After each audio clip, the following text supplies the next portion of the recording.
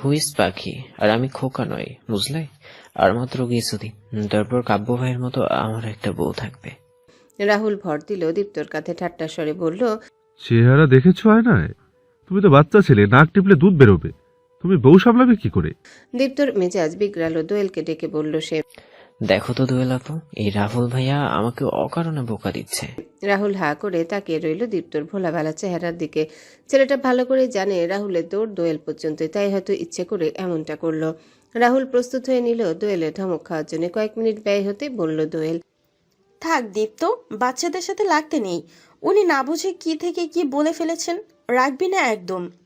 দীপ্তর ঠোঁটের কোণে ফুটে উঠল হাসি রেখা। আর চোখে রাহুলের দিকে তাকিয়ে বলল সে। দেখলে তো খোকাটা আসলে কি। রাহুল যেন বোকা বনে গেল। মনে মনে বলল, এক মাঘে শীত যায় না রে দীপ্ত, আমারও সময় আসবে। কথাটা বলে অন্যদিকে চলে গেল রাহুল। বসলো গিয়ে বন্ধুদের পাশে। এতক্ষণ সবাই এখানে থাকলেও কাব্য ছিল না। সে মাত্রই আসলো। আর আসা মাত্রই কানে এলো স্রোতের গানের গলা। মিষ্টি সুরে গান গাইছে স্রোত। একটা সরু গাছের সাথে হেলান দিয়ে কিছু দূরে দাঁড়িয়ে আছে কাব্য। নীলাম্বরী হাসি মাখা মুখের দিকে তাকাতেই তার অধর কোণে ফুটে উঠল হাসি রেখা। স্রোত গান থামাতে কাব্য এক পা দুপা করে ওর দিকে এগিয়ে যেতে যেতে গাইল। স্রোত ততক্ষণে তাকিয়েছে কাব্যর দিকে। শুধু স্রোত নয়, প্রত্যেকেরই মনোযোগ ওর দিকে। কাব্যের গান ছাড়া তো ওদের আড্ডা অসম্পূর্ণ। কাব্য স্রোতের পাশে বসে আছে। নীলাম্বরী তার মাথা রেখেছে কাব্যের কাঁধে। সকলে তখন বলল কাব্যকে, তোর জন্যই অপেক্ষা করছিলাম ব্রো, আর একটা গান শোনা। স্নিগ্ধর কথার উত্তরে বলল কাব্য। হুম, এবার রাহুল গান গাইবে। সবার দৃষ্টি তখন রাহুলের দিকে। বেচারা কেমন ফ্যাসাতে পড়ল। ওর গান শুনলে আশেপাশে জন্তু জানোয়ার যে ভয়ে ভয়ে পালাবে। কিন্তু সবাই যখন জোরাজোরি করছে, গান তো গাইতেই হবে। প্রকৃতি তখন শান্ত, বাতাস বইছে চারিপাশে। দূরের ঝর্ণার কলকল আওয়াজ কানে আসছে স্পষ্ট। রাহুল চোখ বন্ধ করে বড় একটা শ্বাস ফেলল। নিজেকে প্রস্তুত করলো সে। স্নিগ্ধর হাতে কাব্যর প্রিয় গিটার। সে গিটারে টুংটাং শব্দ তুলতে দোয়েলের মুখ পানে তাকিয়ে গান গাইল রাহুল। গান থামালো রাহুল। করতালির শব্দে মুখরিত হলো চারিপাশ। সকলেই প্রশংসা করলো ওর গানের। দোয়েলও বুঝলো রাহুলের গলা সুন্দর। ওকে রাগাতে ওভাবে কানের কাছে এসে বেসুরা গলায় গান গেয়ে ওঠে যখন তখন। স্রোতের অনেক ঘুম পেয়েছে। সবার কথাবার্তা হই হুল্লোর কিছুই তার কানে যাচ্ছে না। ঝিমুচ্ছে মেয়েটা। কাব্যের কাঁধে নিজের মাথাটা এলিয়ে দিল স্রোত। কাব্য তাকালো নীলাম্বরীর মুখ পানে। স্রোতের ঘুম পেয়েছে বুঝতে পেরে হাতের ইশারায় চুপ থাকতে বলল সবাইকে। সাথে সাথেই চুপ করে গেল সবাই। কাব্য দেরি করলো না। হাতের গিটারটা রাহুলের কাছে দিয়ে স্রোতকে কোলে তুলে নিল। সে হাঁটতে শুরু করলো ওদের জন্য বানানো ক্যাম্পের দিকে। যেতে যেতে বন্ধুদের উদ্দেশ্যে বলল, তোরা কন্টিনিউ কর। নির্দিষ্ট জায়গায় এসে স্রোতকে শুইয়ে দিল কাব্য। সেও পাশে শুয়ে হাত রাখলো গালে। হালকা আলোয় নীলাম্বরীকে দেখা যাচ্ছে স্পষ্ট। তার চুলগুলো সব এলোমেলো হয়ে আছে। পরনের জামাটা ঠিক নেই। ওড়নাটা কাব্যের হাতে। কাব্য ঠোঁট কামড়ে হেসে আঙ্গুল ছুঁয়ে দিল স্রোতের মুখে। হঠাৎ স্পর্শে কেঁপে উঠল মেয়েটি। পিটপিট করে চোখ খুলে তাকাতেই দেখলো পরিচিত মুখ। কাব্য এক ধ্যানে তাকিয়ে আছে স্রোতের কাপা ঠোঁটের দিকে। নীলাম্বরীর নীলাভ চোখ দুটোতে কেমন নেশা লেগে আছে। যে নেশায় মাতাল হলো কাব্য। স্রোতের দিকে কিছুটা ঝুঁকতেই সে কাব্যের গলা জড়িয়ে ধরল। কাব্য বুঝলো প্রেয়সী তাকে কাছে চাইছে। বেশি কিছু না ভেবে স্রোতকে আপন করে নিল সে। চুমুতে চুমুতে ভরিয়ে দিল ওর পুরো শরীর। অদ্ভুত এক শিহরণ বয়ে গেল মেয়েটার শরীর দিয়ে। কাব্যের ঠোঁটের স্পর্শ লাগাম ছাড়ালো। হাতের ছোঁয়া এতটাই গভীর যা পীড়া দিচ্ছে স্রোতকে। সইতে না পেরে নিজের সবটুকু শক্তি দিয়ে কাব্যের বুকে ধাক্কা দিল সে। ঘন ঘন শ্বাস ফেলে বলল, লাগছে তো। কাব্য চুমু দিল স্রোতের ঠোঁটে। কিছুটা এগিয়ে বলল, আমি কি প্রথমবার তোকে টাচ করলাম? না। তাহলে এমন করছিস কেন? শুয়ে নিয়ে আস। কাব্য এগোতে নিলে স্রোত নিজের হাত চেপে ধরল ও কাব্যর মুখে। কাপা কণ্ঠে বলল, এখানে না। শ্শ্, এখানেই হবে। কাব্য ও বাধা মানল না নীলাম্বরী। সে মত হলো প্রেয়সীতে। স্রোতের ছোট্ট শরীর নিতে পারছে না কাব্যের জ্বালাতন। নিজের দুহাত দিয়ে পুরুষটির মাথার চুল খামচে ধরল স্রোত। আবারও বলল একই কথা। রুমে চলুন না। কাব্য মুখ তুলে তাকালো। স্রোতের ঠোঁটে চুমু দিয়ে ওর কানের কাছটায় গিয়ে ফিসফিস করে বলল, রুমে যেতে অনেক সময় লাগবে সুরত, আমি কন্ট্রোল হারাচ্ছি, অ্যাডজাস্ট করে নে। স্রোত বুঝলো সে যাই বলুক কাব্য ওকে ছাড়বে না আজ। কাব্য এগিয়ে এলো স্রোতের কাছে। ওর বিব্রস্ত দেহের প্রতিটা ভাঁজে ঠোঁট ছোঁয়ালো সে। ভালোবাসার আদরে ভরিয়ে দিল ভালোবাসার মানুষটিকে। স্রোত সয়ে নিল কাব্যের জ্বালাতন। রাত বাড়ার সাথে সাথে উন্মাদনা বাড়ল কাব্যের। সে আগের তুলনায় আরও বেপরোয়া হলো। স্রোতের ছোট্ট শরীরটা নিতে পারল না এত কিছু। নিজের সবটুকু ভর ছেড়ে দিল বিছানায়। কাব্যের বলিষ্ঠ দেহের নিচে চাপা পড়ল মেয়েটার ছোট্ট শরীর। কিছু সময় হলো স্নিগ্ধ এসে দাঁড়িয়েছে স্রোত ক্যাম্পের থেকে কিছু দূরে। কিছুক্ষণ আগে স্নিগ্ধ চোখ কসলাতে কসলাতে এগিয়ে আসছিল নিজের ক্যাম্পের দিকে। কি যেন দেখে চোখ দুটো বড় বড় হয়ে এলো তার। চোখের ঘুম উড়ে গিয়ে জেকে বসলো কৌতূহল। মনে মনে ভাবলো সে, এইটা তো স্রোতের কাব্যের জন্য বানানো ক্যাম্প, তাহলে এমন ঘূর্ণিঝড় হচ্ছে কেন? ভুল করে আশেপাশে কোনো জন্তু জানোয়ার ঢুকে পড়লো না তো? স্নিগ্ধ কৌতূহলী হয়ে এগিয়ে যাচ্ছিল ওদিকে। কয়েক পা যেতেই রাহুল এসে খপ করে ধরে নিল ওর হাত। চোখ রাঙিয়ে তাকালো স্নিগ্ধের দিকে, ধমক দিয়ে বলল, একা একা কি করছিলি তুই? আমাকে ডাকবি না। স্নিগ্ধের চোখ মুখে উপচে পড়ছে ভয়। সে আঙ্গুল দিয়ে চেপে ধরল রাহুলের ঠোঁট। ফিসফিস করে বলল। ইস, রাহুলও একইভাবে ফিসফিস করে বলল। কি হলো রে বলদ? চোরের মতো ফিসফিস করে কথা বলছিস কেন? এইদিকে দেখ। স্নিগ্ধ হাতের ইশারায় স্রোত ক্যাম্পটা দেখালো রাহুলকে।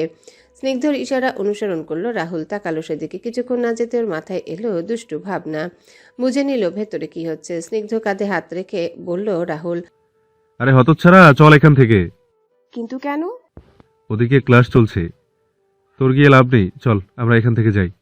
নখ বুঝতে পেরে বলল স্নিগ্ধ। কিসে ক্লাস ব্রো? এই মাঝরাতে এখানে কিসে ক্লাস চলবে? রাহুল বিরক্ত হলো স্নিগ্ধের হাত টেনে ওকে নিয়ে যেতে যেতে বলল, রোমান্সের ক্লাস বুঝলি? আমাদের এখানে থেকে লাভ নেই, চল। কাব্য দেখলে আস্ত রাখবে না। নিজেদের কথাবার্তা শেষ করে চলে যাচ্ছিল স্নিগ্ধ আর রাহুল। কিন্তু একই হলো, দুই হাত কোমরে চেপে ওদের সামনে দাঁড়িয়ে আছে কাব্য। কাব্যর গায়ে উল্টো টি শার্ট আর পরনে ট্রাউজার। দেখেই মনে হচ্ছে টি শার্টটা তাড়াহুড়ো করে পড়েছে। ওর চেহারা দেখে বোঝা যাচ্ছে প্রচণ্ড রেগে আছে। হয়তো শুনে নিয়েছে রাহুল আর স্নিগ্ধের সব কথা। স্নিগ্ধর হাঁটু কাঁপছে ভয়। ও এতক্ষণে বুঝে নিয়েছে ভেতরে কি চলছিল। কাব্যের রোমান্সে কাবাব মে হাড্ডি হওয়া তো যেমন তেমন অপরাধ নয়। এবার নিশ্চয়ই দুটোকে মাথায় তুলে খাদে ফেলে দেবে কাব্য। রাহুল আর স্নিগ্ধ একে অপরের দিকে তাকালো। দুজনে একসাথে বলল, বিশ্বাস কর ভাই, আমরা কিছুই দেখিনি। কাব্যের মেজাজ বিগড়েছে এমনিতেই। ধমক দিয়ে বলল সে। স্টুপিড, যাবি তোরা? কাব্যের বড়সড় ধমকে কেঁপে উঠল দুজনে। ও যেতে যেতে পিছু ফিরে তাকিয়েছে, আবার চোখ কেমন লাল হয়ে আছে। কাব্য আবারও কিছু বলার আগে ভয়ে রাহুল আর স্নিগ্ধ দুই দিকে দৌড়ে পালালো। তাহিয়া দাঁড়িয়ে আছে জানালাটার কাছটায়। বাইরে আজ বাতাস বইছে। তাহিয়ার মাথার চুলগুলো সব খুলে রাখা, তাই এই বাইরের বাতাসে এলোমেলো হয়ে এসে পড়েছে মুখে। সে বিরক্তি নিয়ে চোখে মুখে আসা চুলগুলো সব গুজে দিচ্ছে কানের পাশে। ওর থেকে কয়েক হাত দূরে দাঁড়িয়ে থাকা ধ্রুব তীক্ষ্ণ দৃষ্টিতে পর্যবেক্ষণ করছে তাহিয়া নামক অতি সুন্দরী রমণীটিকে। ধ্রুব আজকাল অনুভব করে তাহিয়ার প্রতি এক অদ্ভুত টান। কারণে অকারণে ওর মন জুড়ে এই মেয়েটার নামই প্রতিধ্বনিত হয় বারবার। ধ্রুব কি তবে প্রেমে পড়ল তাহিয়ার? হবে হয়তো। নিজের আকাশ পাতাল ভাবনায় নিজেই বিরক্ত হলো ধ্রুব। মনে মনে নিজেকে বকাঝকা দিয়ে এক পা দুপা করে এগিয়ে গেল তাহিয়ার কাছে। ওর কানের কাছে গিয়ে বলল, এত রাতে যে জানালার কাছে দাঁড়িয়ে আছিস? তেঁতুল গাছের পেতনির বরটা তো কনফিউজড হবে তোকে দেখে। ধ্রুবের হঠাৎ আগমনে ভয় পেল তাহিয়া। কিছু দূরে সরে গিয়ে তাকালো ধ্রুবের দিকে। রাত বাজে 2টার মতো। ধ্রুব হয়তো অফিস থেকে সোজা এখানে এসেছে। তাহিয়া খানিকটা অবাক হলো। ধ্রুব আজকাল ওকে একটু বেশি ইম্পর্টেন্স দিচ্ছে ভেবে নিজেকে সে স্বাভাবিক করে বলল, কনফিউজড হবে কেন? কারণ তোকে দেখতে পেতনির মতোই লাগছে। বেচারা পেতনির বর তোকেই তার বউ ভেবে ভুল করতে পারে। করলে করুক। ভাব নিয়ে বলল তাহিয়া। ধ্রুবর কথার উত্তরে বলল, আমার থেকে ওই পেতনির বর সুন্দর, তাই না? তা তো অবশ্যই। ধ্রুবের কেমন হিংসা হলো। তাহিয়ার হাত টেনে ওকে বিছানার কাছটায় নিয়ে এলো। বন্ধ করে দিল রুমের জানালা। তাহিয়ার দিকে তাকিয়ে বলল, সে যেমনই হোক, আমার মতো ভালো এই ত্রিভুবনে কেউ তোকে বাসবে না তানু। ধ্রুবের কথার পিঠে প্রশ্ন ছুড়ল তাহিয়া। তুই আমাকে ভালোবাসিস ধ্রুব? সাথে সাথেই উত্তর এলো ধ্রুবের থেকে। যদি বলি হ্যাঁ। তাহিয়া খুঁজে পেল না কোনো কথা। ধ্রুব কি তবে সত্যি ওকে ভালোবাসে? তাহিয়ার এতদিনের দেখা স্বপ্ন সত্যি হচ্ছে অবশেষে। ধ্রুব আর তাহিয়ার চোখাচোখি হলো। তখন খানিকটা লজ্জা পেল মেয়েটা। মাথাটা নুইয়ে নিল সাথে সাথে। হাতে ধোয়া ওঠা গরম চায়ের কাপ নিয়ে বসে আছেন আনোয়ার সিদ্দিকী। চায়ের কাপে চুমুক দিয়ে টেবিলে রাখা খবরের কাগজটা হাতে নিলেন উনি। আজকের খবরের কাগজের হেডলাইন, খুনের সিরিজ আর সশস্ত্র হামলার। আলোর মতোই অস্থির হয়ে উঠেছে শহর। শহরের নানা প্রান্তে দিন দিন বেড়েই চলেছে খুন আর রক্তাক্ত হামলার ঘটনা। প্রতিদিন কোথাও না কোথাও গোলাগুলি আর লাশের মিছিল থামছেই না। মানুষের মনে আতঙ্ক। দক্ষ আইন শৃঙ্খলা বাহিনীও হতভম্ব। অবশেষে মামলাগুলো হাতে নিয়েছেন থানার নতুন এসআই, পুলিশের স্পেশাল ফোর্সের একজন নারী কর্মকর্তা, যিনি দৃঢ়তার সঙ্গে নিজের দায়িত্ব পালন করছেন। এইটুকু পড়ে চোখের চশমাটা ঠিক করে নিলেন আনোয়ার সাহেব। হাতে নিউজ পেপারটা সামনে টেবিলে রেখে আরেক চুমুক দিলেন চায়ের কাপে। আবার উদ্যত হলেন পেপার হাতে নিতে। উনি জানতে চান পুলিশের স্পেশাল ফোর্সের সেই নারী কর্মকর্তা সম্পর্কে। কিন্তু একই হলো, টেবিলের উপর রাখা নিউজ পেপারটা গেল কোথায়? আনোয়ার সাহেব বিরক্তি নিয়ে আশেপাশে খুঁজলেন পেপারটা। কোথাও না পেয়ে উঠে গেলেন উনি। তখনই সোফার পেছন থেকে বেরিয়ে এলো সুনেহারা। বাবা আসার আগে সে পেপারটা ছিঁড়ে ছুঁড়ে ডাস্টবিনে ফেলে দিল। সুনেহারার বুক ধুকপুক করছে ভয়ে। মেয়েটা পা বাড়ালো নিজের রুমের দিকে। দরজার কাছটায় যেতেই কানে এলো পরিচিত কণ্ঠস্বর। চুরি করি বুঝলি। সুনেহারা তাকালো ড্রয়িং রুমের দরজার দিকে, দেখলো মধু দাঁড়িয়েছে দরজার সাথে হেলান দিয়ে। সাজ পোশাক সেই সব সময়ের মতোই, আজ ওর হাতে বাঁধা একটা সাদা রঙের ব্যান্ডেজ। শুকনো ঢোক গিলল সুনেহারা, আমতা আমতা করে বলল, মানে নিজের বাড়িতে কেউ চুরি করে? মধু গুনগুনিয়ে গান গেল। সোফায় বসতে বসতে বিড়বিড় করে বলল। করে তো, তার জলজান্ত প্রমাণ তুই নিজে। সুনেহারা বুঝতে না পেরে মধুর সামনে এসে দাঁড়ালো, দুই হাত কোমরে চেপে বলল। কি বললি? ভাবলেশীন ভাবে বসে রইল মধু। কি যেন ভেবে বাঁকা হাসলো সে। কিছুক্ষণ চুপ থেকে বলল সুনেহারাকে, চল বিয়ে করি। সুনেহারার চোখে মুখে বিস্ময়। যে ছেলে সবসময় ওর থেকে 100 হাত দূরে থাকে সে কিনা নিজে বলছে বিয়ের কথা। সাত সকালে মধু আবার মদটদ খেলো না তো? সুনেহারা কিছু বলবে তার আগেই মধু বলল, কি হলো বেবি, বিয়ে করবে না আমাকে? সুনেহারা বিস্মিত কণ্ঠে বলল। কি বলছিস এসব? সাথে সাথে উঠে দাঁড়ালো মধু। সুনেহারার হাত টেনে ওকে নিজের কাছে নিয়ে এলো। দু হাত দিয়ে কোমর চেপে ধরে বলল, অবাক হচ্ছিস যে? তোর না আমাকে পছন্দ, ভালোবাসিস তো আমাকে। চল বিয়ে করে নিই, চিন্তা নেই। চোর পুলিশ খেলাটা আমরা বিয়ের পর কন্টিনিউ করব। সুনেহারা ভরকালো, কি বলবে বুঝলো না সে। মধু এভাবেই বা কথা বলছে কেন? কোন মতলবেই বা এত সকালে এসেছে ওদের বাসায়? সুনেহারা আর মধু দুজনেই তাকিয়ে আছে একে অপরের দিকে। মধু মনে মনে ভাবছে সুনেহারাকে জব্দ করার কথা। এদিকে সুনেহারা মধুর মুখের হাবভাব দেখে বোঝার চেষ্টা করছে ওর ভেতরে কি চলছে। নিজেকে শান্ত করে যখনই সে কিছু বলতে যাবে কানে এলো বাবার কণ্ঠস্বর। কিসের পুলিশ? কে পুলিশ? তুমি এখনই কি বললে দিব্য? আনোয়ার সাহেবের কথা শুনে মধুর থেকে নিজেকে ছাড়িয়ে নিল সুনেহারা। কিছু দূরে গিয়ে মাথাটা নুইয়ে নিল। সেদিকে মধুর ঠোঁটের কোণে রহস্যময় হাসি। সে মনে মনে কি ভাবছে কে জানে, তবে মুহূর্তে সুনেহারার ভিতর চেহারাটা দেখতে বেশ লাগছে তার। মনে মনে ভেবে নিয়েছে মধু সুযোগ যখন পেয়েছে আজ সুনেহারাকে জব্দ করবে। মধু মুচকি হেসে বলল আনোয়ার সাহেবকে, আমি এটাই বলছিলাম আঙ্কেল, সুনেরার তো আন্টির মতন আইনজীবী হওয়ার ইচ্ছা। ও দেখতে কিন্তু দারুণ, লয়ার না হলেও পুলিশের পোশাকে মানাবে ভালো। সাথে সাথেই ধমক দিয়ে উঠলেন আনোয়ার সাহেব। রেগে বললেন তিনি, একদম না, ওকে ও সবে মানায় না। আনোয়ার সাহেবের চেহারায় অস্থিরতা। এই পুলিশ আইনজীবী, আইনের ঝামেলা এসব উনি প্রচণ্ড ভয় পান। স্ত্রী ওনার পেশাদার লয়ার ছিলেন। নিজের কাজের দায়িত্বের জন্য ছোট সুনেহারা আর আনোয়ার সাহেবকে একা করে চলে যান তিনি। প্রাণপ্রিয় স্ত্রীর মৃত্যুর রহস্য আজও খুঁজে পাননি আনোয়ার সাহেব। তবে জানেন উনি নিজের দায়িত্ব আর কাজের চাপে পড়ে আত্মহত্যা করতে বাধ্য হয়েছেন। এর ভেতরে হয়তো আরও অজানা আরও রহস্য আছে। সুনেহারা মেয়েটার ছোট থেকে স্বপ্ন মায়ের মতো আইনজীবী হবে, কিন্তু আনোয়ার সাহেব সোজা না করে দিয়েছেন। উনি চান না মায়ের মতো মেয়ের একই পরিণতি হোক। এজন্যই তো এত ভয় ওনার মনে, বারবার অস্থিরতার কারণ বুঝলো সুনেহারা। এক গ্লাস পানি এনে ওনার মুখের সামনে ধরে বলল, শান্ত হও আপু, দীপু তো মজা করছিল। আমার এত সাহস আছে নাকি পুলিশের জব করব? আনোয়ার সাহেব মেয়ের হাত ঠেলে দূরে সরিয়ে দিয়ে বললেন, তুমি আমাকে কথা দিয়েছ শুনে রোহা, এসবে আইন ঝামেলায় পা বাড়ালে তুমি আমাকে হারাবে। দরকার নেই কোনো চাকরির, তুমি আজ থেকেই বাড়িতেই থাকবে। আনোয়ার সাহেব চলে যাচ্ছিলেন। কথাগুলো বলে চোখ পড়ল মধুর দিকে। ওর কাছে এসে মাথা চুলগুলো নেড়ে দিয়ে বললেন, কেমন যাচ্ছে দিনকাল? মন দিয়ে কাজ করছো তো? মধু উপর নিচ মাথা নাড়ালো। পিতৃতুল্য মানুষটাকে মিথ্যা বলতে চাইছে না সে। উনি মধুর সাথে কিছুক্ষণ কথা বলে চলে গেলেন। নিজের রুমে যাওয়ার আগে সুনেহারাকে বললেন মধুর জন্য চা নাস্তার ব্যবস্থা করতে। বাবা যেতেই মধুর দিকে কিছুটা এগিয়ে এলো সুনেহারা। রাশিয়া ইউক্রেনের যুদ্ধের চেয়েও আরও বিশাল যুদ্ধ হলো ওদের মধ্যে। মধু তখন সোফায় বসে। টাল সামলাতে না পেরে সুনেহারা পড়ে গেল ওর উপরে। রাগ হলো মেয়েটার। ভাবলো মধু ইচ্ছে করে ওকে নিজের কোলে বসিয়েছে। মধুর বিরক্তি দেখে সুনেহারার ঠোঁটের কোণে ফুটে উঠল দুষ্টুমিতে ভরা হাসি। সে কামড় বসালো মধুর ঘাড়ে। সাথে সাথে চোখ মুখ কুচকে বন্ধ করে নিল মধু। সুনেহারা বলল, কেমন লাগছে? মধুর চোখে মুখে প্রচন্ড রাগ। সুনেহারা চুল টেনে বলছে সে, শালি তুই একটা নষ্টা। সুনেহারাও একই কাজ করলো। মধুর চুল টেনে বলল, তুইও নষ্ট। চুপ কর। তুই চুপ কর। চুল ছাড় বলছি। ছাড়বো না, ছিঁড়ে ফেলি সব। টাক মাথায় তোকে ভালোই লাগবে, আলু আলু ভাইব আসবে। কথাটা বলেই হাসতে শুরু করলো সুনেহারা। মধু ঠোঁট কামড়ে হাসলো ওর কানের কাছটায় গিয়ে বলল, কষ্ট করে ছিড়বি যখন নিচের গুলোই ছেড়। সুনেহারা চোখ দুটো বড় বড় করে মধুর দিকে তাকালো। বলল ওকে, অশ্লীল কোথাকার। তুই নিজেও অশ্লীল। সুনেহারা উঠে চলে যেতে চাইলো, কিন্তু মধু হাত ধরে আটকালো ওকে। সুযোগ পেলে সুনেহারা মধুর হাতে কামড় বসালো। মধু প্রচন্ড বিরক্ত হয়ে বলল, সুনেরার বাচ্চা মেরে ফেলবো একদম। সুনায়রা কি যেন ভেবে এগিয়ে গেল মধুর দিকে, দু হাত দিয়ে আঁকড়ে ধরল ওর গলা। মধু এক দৃষ্টিতে তাকিয়েছে মেয়েটার দিকে। কিছু বুঝে ওঠার আগে সুনায়রা চুমু দিল মধুর গালে, ঘাড় কাট করে শান্তস্বরে বলল, আমাকে মারলেই তোর বুকে লাগবে না দীপু? মারতে পারবি আমাকে? সুনায়রার শান্ত কণ্ঠে সুন্দর কথায় গলে গেল মধু। উত্তর না দিয়ে চুপ করে রইল সে। সুনায়রা মনে মনে হাসলো, উঠে গেল কিচেনের দিকে। মধু কি যেন ভেবে তড়িঘড়ি করে বেরিয়ে গেল বাড়ি থেকে। ঘুম ভাঙলেই নিজেকে অন্য এক জায়গায় আবিষ্কার করলো স্রোত। আশেপাশে তাকিয়ে বুঝলো ও কটেজে আছে। স্রোত চোখ বুলালো পুরো রুমে। কোথা থেকে তখন কাব্য আসলো হাতে 2 কাপ চা নিয়ে।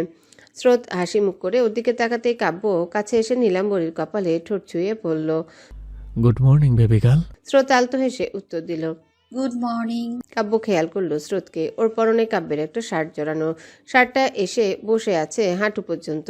ফর্সা পা দুটো স্পষ্ট দেখা যাচ্ছে। শার্টের বুকের দিকের বোতামগুলো খোলা। কাব্য কিছুটা এগুলো স্রোতের দিকে ফিসফিস করে বলল, নিজেকে ঢেকে রাখো নীলাম্বরী।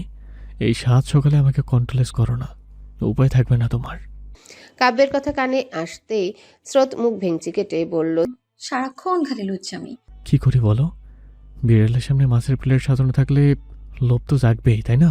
স্রোত প্রতি উত্তরে কিছুই বলল না। উঠতে নিলেই গায়ে প্রচন্ড ব্যথা হলো ওর। কাব্য বিষয়টা লক্ষ্য করে তড়িঘড়ি করে হাত টেনে বিছানায় বসালো স্রোতকে। ড্রয়ার থেকে ওষুধের পাতা বের করে স্রোতের হাতে ধরিয়ে দিল। কপালে চুমু দিয়ে বলল, খেয়ে নাও, আমি এক্ষুনি আসছি। স্রোত একবার হাতে থাকা 2টো পিলের দিকে তাকালো, তারপর আবার কাব্যের দিকে তাকিয়ে মিনমিনে কণ্ঠে জবাব দিল। আমি এগুলো খাবো না। ভ্রু কুচকালো কাব্য, কণ্ঠে গম্ভীরতা এনে বলল। কেন? স্রোত নুইয়ে নিল মাথাটা। কি বলবে বুঝে পেল না সে। কাব্য তখন বলল, তোর মনে কি চলছে সুরত? বাই এনি চান্স তুই কি ভেবে যাচ্ছিস? স্রোত চোখ ছোট ছোট করে তাকালো কাব্যের মুখ পানে। কাব্য বুঝে নিল নীলাম্বরীর মনের কথা। চোখে মুখে রাগ নিয়ে বলল, শোন সুরত, তোর বয়স কম, সামনে এক্সাম, আমাদের এর মধ্যে ফিরে যেতে হবে। বেবি হওয়ার অনেক সময় আছে, এখন ভুলে এগুলো ভাববি না প্লিজ। স্রোত ফেলে দিল হাতে থাকা ওষুধ দুটো। বিছানায় শুয়ে মাথাটা ঢেকে নিল চাদর দিয়ে। গাল ফুলিয়ে বলল, বেবি নেয়ার কথা বলেই স্রোত ছোট? এমনিতে আপনি যা ইচ্ছে তাই করতে পারেন না? কাব্য হা করে তাকিয়ে আছে মেয়েটার দিকে। এই মেয়ে বলছে কি? কাব্য সারাদিন সহ্য করে নীলাম্বরীর জ্বালাতন। একের পর এক ঝামেলা বাঁধিয়ে কাব্যের মাথা খারাপ করছে সে। বাবু আসলে তো দুজন একসাথে ওর ঘাড়ে বসে নাচবে। রিসোর্টের একপাশে সুন্দর বিল আছে, সেখানে পাতানো আছে নৌকা। বিলে ফুটে আছে লাল সাদা পদ্ম ফুল। স্রোত একটা নীল রঙের গাউন পরেছে, যা ওর পা পর্যন্ত এসে ঠেকেছে। জামাটা ভারী সুন্দর, উপরে আবার সাদা স্টোনের কাজ। এটা এখানে আসার পর কাব্যই এনে দিয়েছে। সবাই নৌকা চড়ছে, স্রোত কাব্য দাঁড়িয়ে দেখছে সবটা। চারিদিকে সুন্দর গাছগাছালি, মন ভালো করার মতো নরম পরিবেশ। দমকা বাতাসে স্রোতের খোলা চুলগুলো এসে কাব্যের চোখে মুখে আছড়ে পড়ল।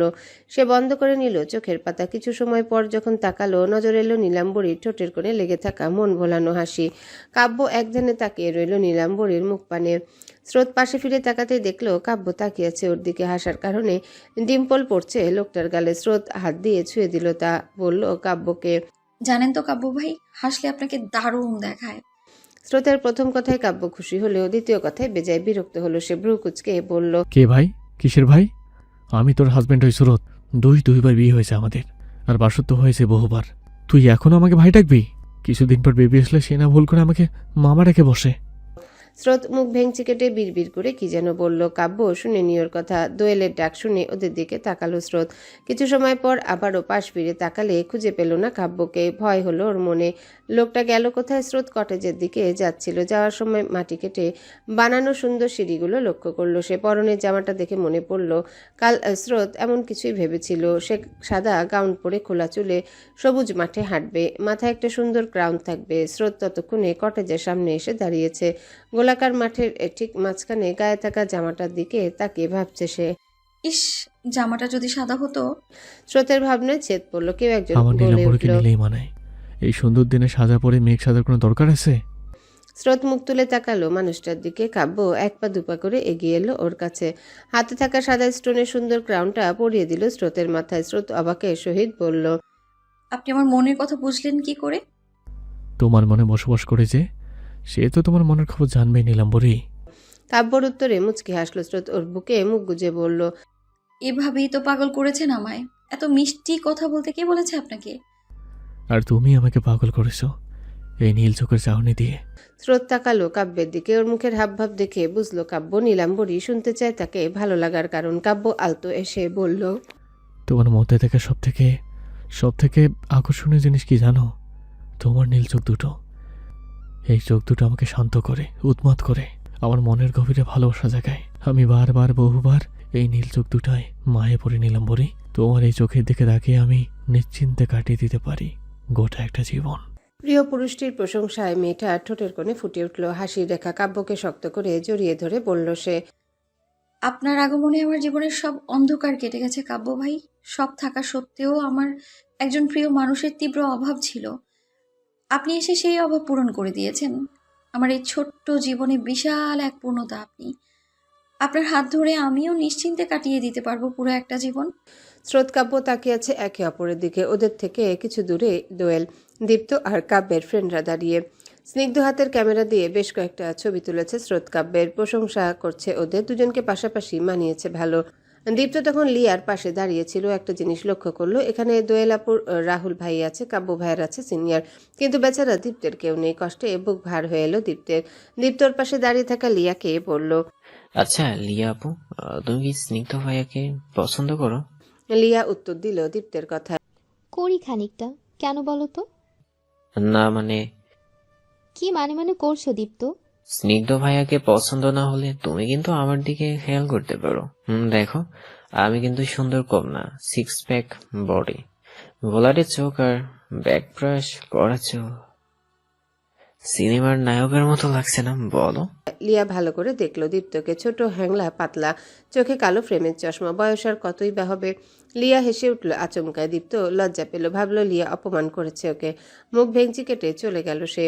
সময়টা সন্ধ্যা। তাহিয়া এক্সাম শেষ হয়নি এখনো, নিজের বাবার বাসাতেই আছে। তবে ধ্রুব এসে প্রতিদিনই দেখা করে যায় ওর সাথে। তাহিয়ার আব্বু ক্লিনিকে আছেন। ওর শরীরটা কেমন লাগছিল তাই শাওয়ার নিল। তাহিয়া ওয়াশরুম থেকে বেরোলেই নজর এলো বিছানায় পড়ে থাকা নীল রঙের শাড়ি, কাচের চুড়ি আর বেলি ফুলের গাজরা। খানিকটা অবাক হলো সে। বাড়িতে তো কেউ নেই, এমন সময় এই জিনিসগুলো এখানে রাখলো কে? ধীর পদক্ষেপে তাহিয়া এগিয়ে গেল বিছানার কাছে। একটা লাভ শেপের হলুদ রঙা চিরকুটে চোখ আটকালো তার। হাতে তুলতেই দেখলো তাতে গুটি গুটি অক্ষরে লেখা, আমি আধুনিকতা বুঝি না তানু, তাই দামি গিফটের বদলে এক টুকরো ভালোবাসা দিলাম, চলবে? চিরকুটে লেখাগুলো পড়ার সাথে সাথে তাহিয়ার অধরকণে ফুটে উঠল হাসি রেখা। বিড়বিড় করে বলল সে, চলবে মানে দৌড়াবে? তাহিয়া নেড়েচেড়ে দেখলো শাড়ি চুড়িগুলো। তখনই এক পরিচিত কণ্ঠ ভেসে এলো ওর কানে। সাথে সাথে সে তাকালো দরজার দিকে। দেখলো বুকে 2 হাত ভাঁজ করে সাদা শার্ট আর কালো রঙের প্যান্ট পরা এক সুদর্শন যুবক দাঁড়িয়ে আছে দরজার সাথে হেলান দিয়ে। তাহিয়া এই মানবটির দিকে এগিয়ে যেতে যেতে বলল, আধুনিকতার প্রয়োজন নেই ধ্রুব, আমাকে এই 90 দশকের মতো ভালোবাসলেই হবে। ভালোবাসাটা নিখাত হলেই চলবে, শেষ নিঃশ্বাস পর্যন্ত তোর হাত ধরে রাখার দায়িত্ব আমার। ধ্রুব হাসলো, এগিয়ে এলো তাহিয়ার কাছে। মেয়েটার সুন্দর হাতটা নিজের হাতের মুঠোয় নিয়ে বলল, সত্যি তো? সত্যিই বলছি ধ্রুব, তুই থেকে গেলে আমার রেখে দিতে সমস্যা কোথায়? কথা দিচ্ছি আজীবন তোর সাথে থাকবো। তাহিয়ার কথার উত্তরে বলল ধ্রুব, আমিও কথা দিলাম দানু, তুই আমাকে যতটা ভালোবাসা দিবি আমি তার দ্বিগুণ ফিরিয়ে দিব। আজীবন তোর সাথে থাকবো। তাহিয়ার চোখের কোণে পানি জমেছে, আনন্দে তার কান্না আসছে। অবশেষে ধ্রুব বলল নিজের মনের কথা। তাহিয়াকে গ্রহণ করলো সে। তাহিয়া তো সেই কবে থেকে এই দিনটার জন্য অপেক্ষা করে আছে। ও মুখ গুজলো ধ্রুবের বুকে, শক্ত করে জড়িয়ে ধরলো পছন্দের পুরুষটিকে। একই কাজ করলো ধ্রুব নিজেও। সে 2 হাত থেকে জড়িয়ে ধরলো প্রেয়সীকে। তার চুলের ভাঁজে চুমু দিয়ে চোখ বুজলো সে। প্রকৃতির নিয়মে রাতের অন্ধকার কেটে গিয়ে সূচনা হয়েছে নতুন আরেকটা সকালের। রাস্তায় বেড়েছে যানবাহন আর মানুষের চলাচল। কর্মব্যস্ত মানুষগুলো ছুটেছেন নিজেদের কাজের তাগিদে। আজ শুক্রবার হওয়ায় অফিস নেই ধ্রুবের। তাহিয়ার পরীক্ষারও কিছুদিন গ্যাপ আছে, তাই সে নিশ্চিন্তে ঘুমাচ্ছে। এই সময়টা আবহাওয়া নাতিশীতোষ্ণ, তেমন গরম নেই আবার শীতও নেই। তবে আহিয়ার ছোট থেকে একটা অভ্যাস, গরম হোক বা ঠান্ডা, ফ্যান ছেড়ে দিয়ে গায়ে ব্ল্যাঙ্কেট চাপিয়ে ঘুমায় সে। তবে আজ তাহিয়ার গায়ে ব্ল্যাঙ্কেট জড়ানো নেই। কেউ একজন পরম যত্নে গভীর আলিঙ্গনে জড়িয়ে ধরেছে তাকে। তাহিয়া ওদিকে গভীর ঘুমে আচ্ছন্ন। আর ওকে আলিঙ্গন করে জড়িয়ে রাখা মানুষটা ব্যস্ত প্রেয়সীর মায়াবী চেহারা দেখতে। ধ্রুব অবাক হয় খুব। এই মেয়েটাকেই কিনা ও এত তুচ্ছতাচ্ছিল্য করত, অথচ ওর ভাঙা মনটা যত্ন করে জোড়া লাগিয়েছে এই মেয়েটা। অবসান ঘটিয়েছে ওর সকল বিষণ্ণতার। ধ্রুব তো সেই শুরু থেকে নিজের জীবনে এমন কাউকে চেয়েছিল যে ওর জীবনসঙ্গী কম বন্ধু হবে বেশি। তানুই বুঝি ধ্রুবের সেই স্বপ্নের প্রেয়সী। তাহিয়ার ঘন চুলের ভাঁজ কাটছে আর ভাবছে ধ্রুব সে আজও ভোলেনি স্রোতকে। এখনও ওর মনের কোথাও কোথাও রয়ে গেছে নীল চোখের মন ভোলানো হাসির অধিকারী সেই মনোহরিণী। কিন্তু ধ্রুব তাকে ভালোবাসা ছেড়ে দিয়েছে, সে থাকুক ধ্রুবের ভালো স্মৃতি হয়ে। ওর বাকিটা জীবন কাটবে তাকে নিয়ে, যে ধ্রুবকে তার থেকে বেশি ভালোবাসবে, বুঝবে, অভিমান করবে, দিন শেষে আবার ফিরে আসবে ওরই নীড়ে। আর সেই ভালোবাসার মানুষটি ধ্রুবের তানু। তাহিয়া পিটপিট করে চোখ খুলতে দেখতে পেল ধ্রুবকে। চোখ দুটো বড় বড় হয়ে এলো তাহিয়ার। ধ্রুব তো কাল চলে গেল, আবার এলো কবে? সারা রাত কি ওরা এভাবে ছিল? কথাগুলো মাথায় আসতে লজ্জায় লাল হলো মেয়েটার মুখ। ততক্ষণে খেয়াল করলো ওর পরনে থাকা শাড়িটা কেমন এলোমেলো হয়ে আছে। দ্রুত উঠে বসে ঠিক করলো তা। ধ্রুব নিজে উঠে বসেছে, তাহিয়ার পিঠে চুলগুলো একপাশে সরিয়ে দিয়ে চুমু দিয়েছে নগ্ন পিঠে। তাহিয়া কেঁপে উঠল ধ্রুবর স্পর্শে, সাথে সাথে চোখ বন্ধ করে খামচে ধরলো বিছানার চাদর। লজ্জাবতীর লাজে রাঙা মুখ দেখে হাসলো ধ্রুব। তাহিয়ার ঘাড়ে মুখ গুজে বলল, কিছুই তো করিনি তানু, কাবাকাবি শুরু করলে যে। তাহিয়া সরে গেল কিছুটা, ছোট ছোট চোখ করে ধ্রুবের দিকে তাকিয়ে বলল, কাঁদছি না তো? আচ্ছা। কথাটা বলেই তাহিয়ার দিকে এগিয়ে গেল ধ্রুব। মেয়েটার কি যেন হলো, মুহূর্তে বাড়ল বুকের ধুকপুকানি, ভয় এসে পালালো তখনই। ধ্রুব ভ্রু কুচকে তাকিয়েছে তাহিয়ার চাওয়ার পানে, খাটের বোর্ডের সাথে মাথাটা এলিয়ে দিয়ে বলছে, আমি পালাতে দিলাম বলেই তুই পালাতে পারলি তানু। যত পালানোর পালিয়ে নে, যখন ধরবো তখন কেড়ে কুটেও নিজেকে আমার থেকে ছাড়াতে পারবি না।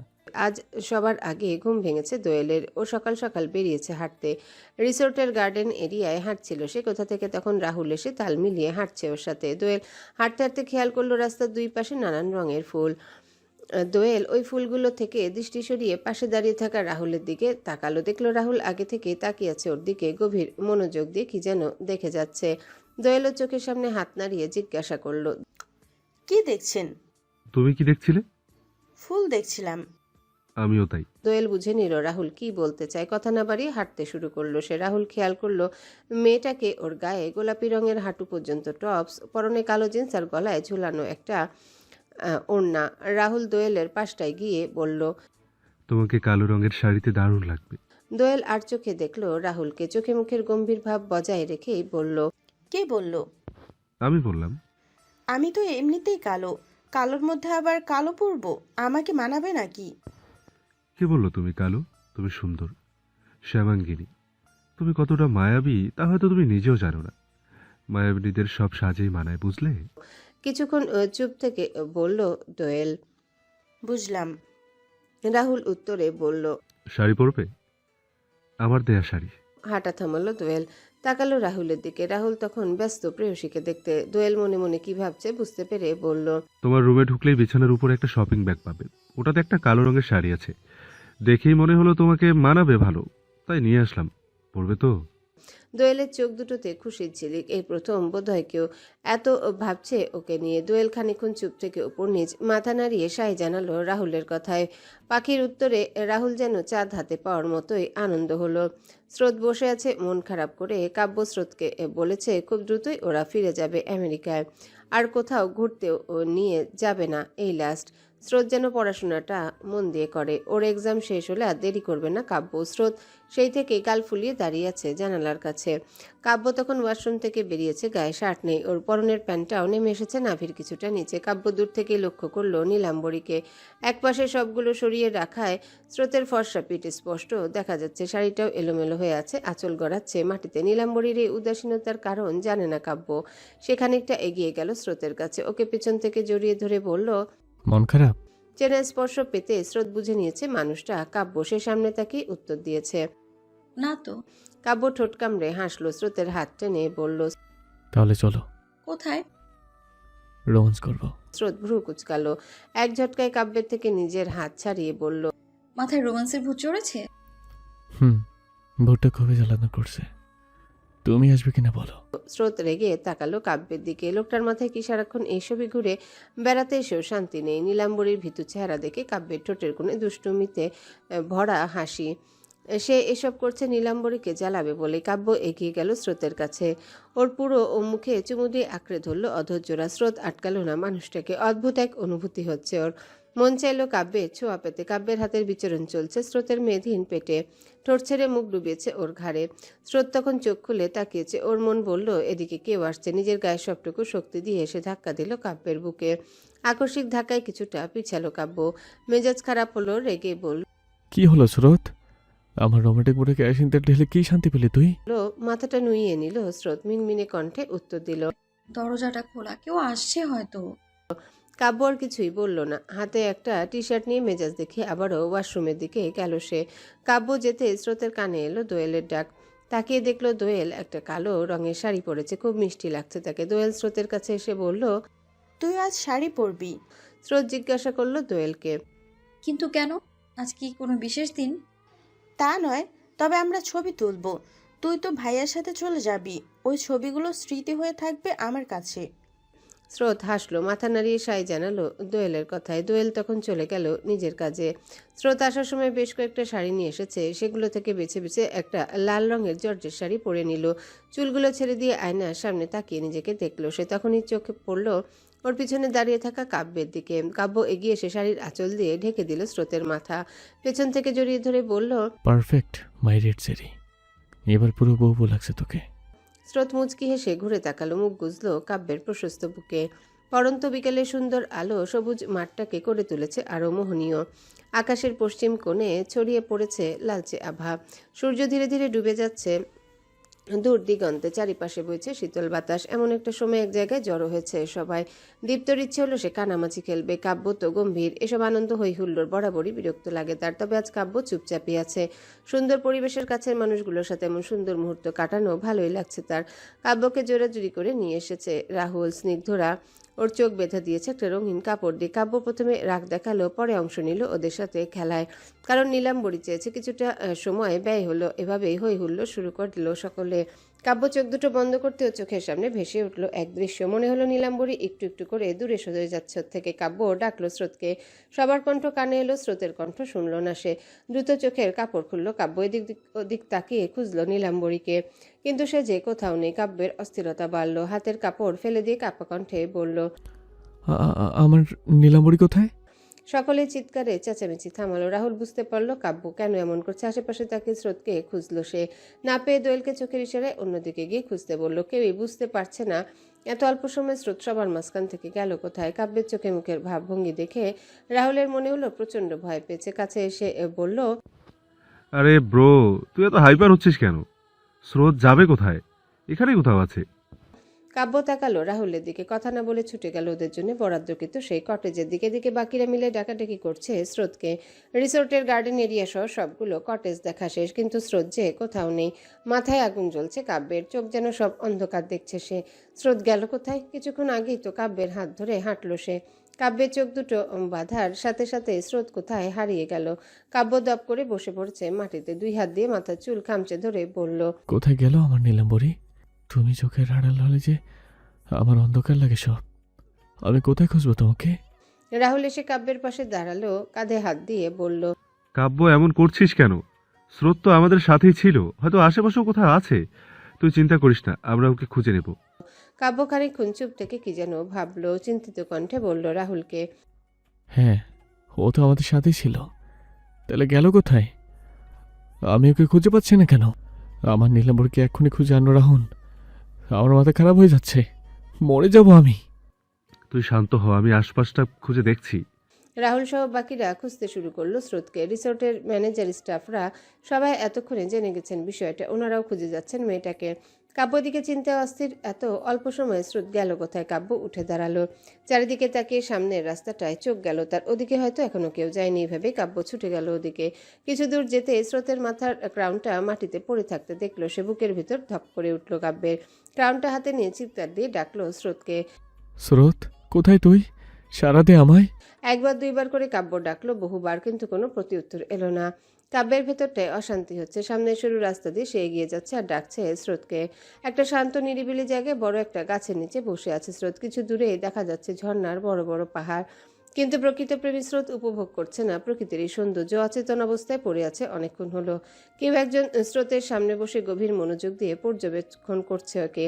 লাল শাড়িতে আবৃত মেয়েটাকে পুরো যেন লাল গোলাপের মতো সুন্দর লাগছে। মেয়েটা চুল, চেহারা, গায়ের রং সবটাই কত আকর্ষণীয়। স্রোতের সামনে বসে থাকা মানবটি হেসে উঠল ওর দিকে, কিছুটা ঝুঁকে বলল, তোমার গল্পে আমি নায়ক হতে চেয়েছিলাম স্রোত, কিন্তু তুমি আমাকে ভিলেন বানিয়ে দিলে। আচ্ছা বলো তো, আমি কি ভুল করেছি? তোমার তো আমার পাশে দাঁড়ানোর কথা ছিল, আমাকে ভালোবাসার কথা ছিল, তোমার বিয়েটা হওয়ার কথা ছিল আমার সাথে, কিন্তু কিছুই হলো না। আমি কেবল তোমাকে চেয়েছিলাম স্রোত, আর কিচ্ছু চাইনি আমি। তুমি কেন আমার হলে না বলো তো?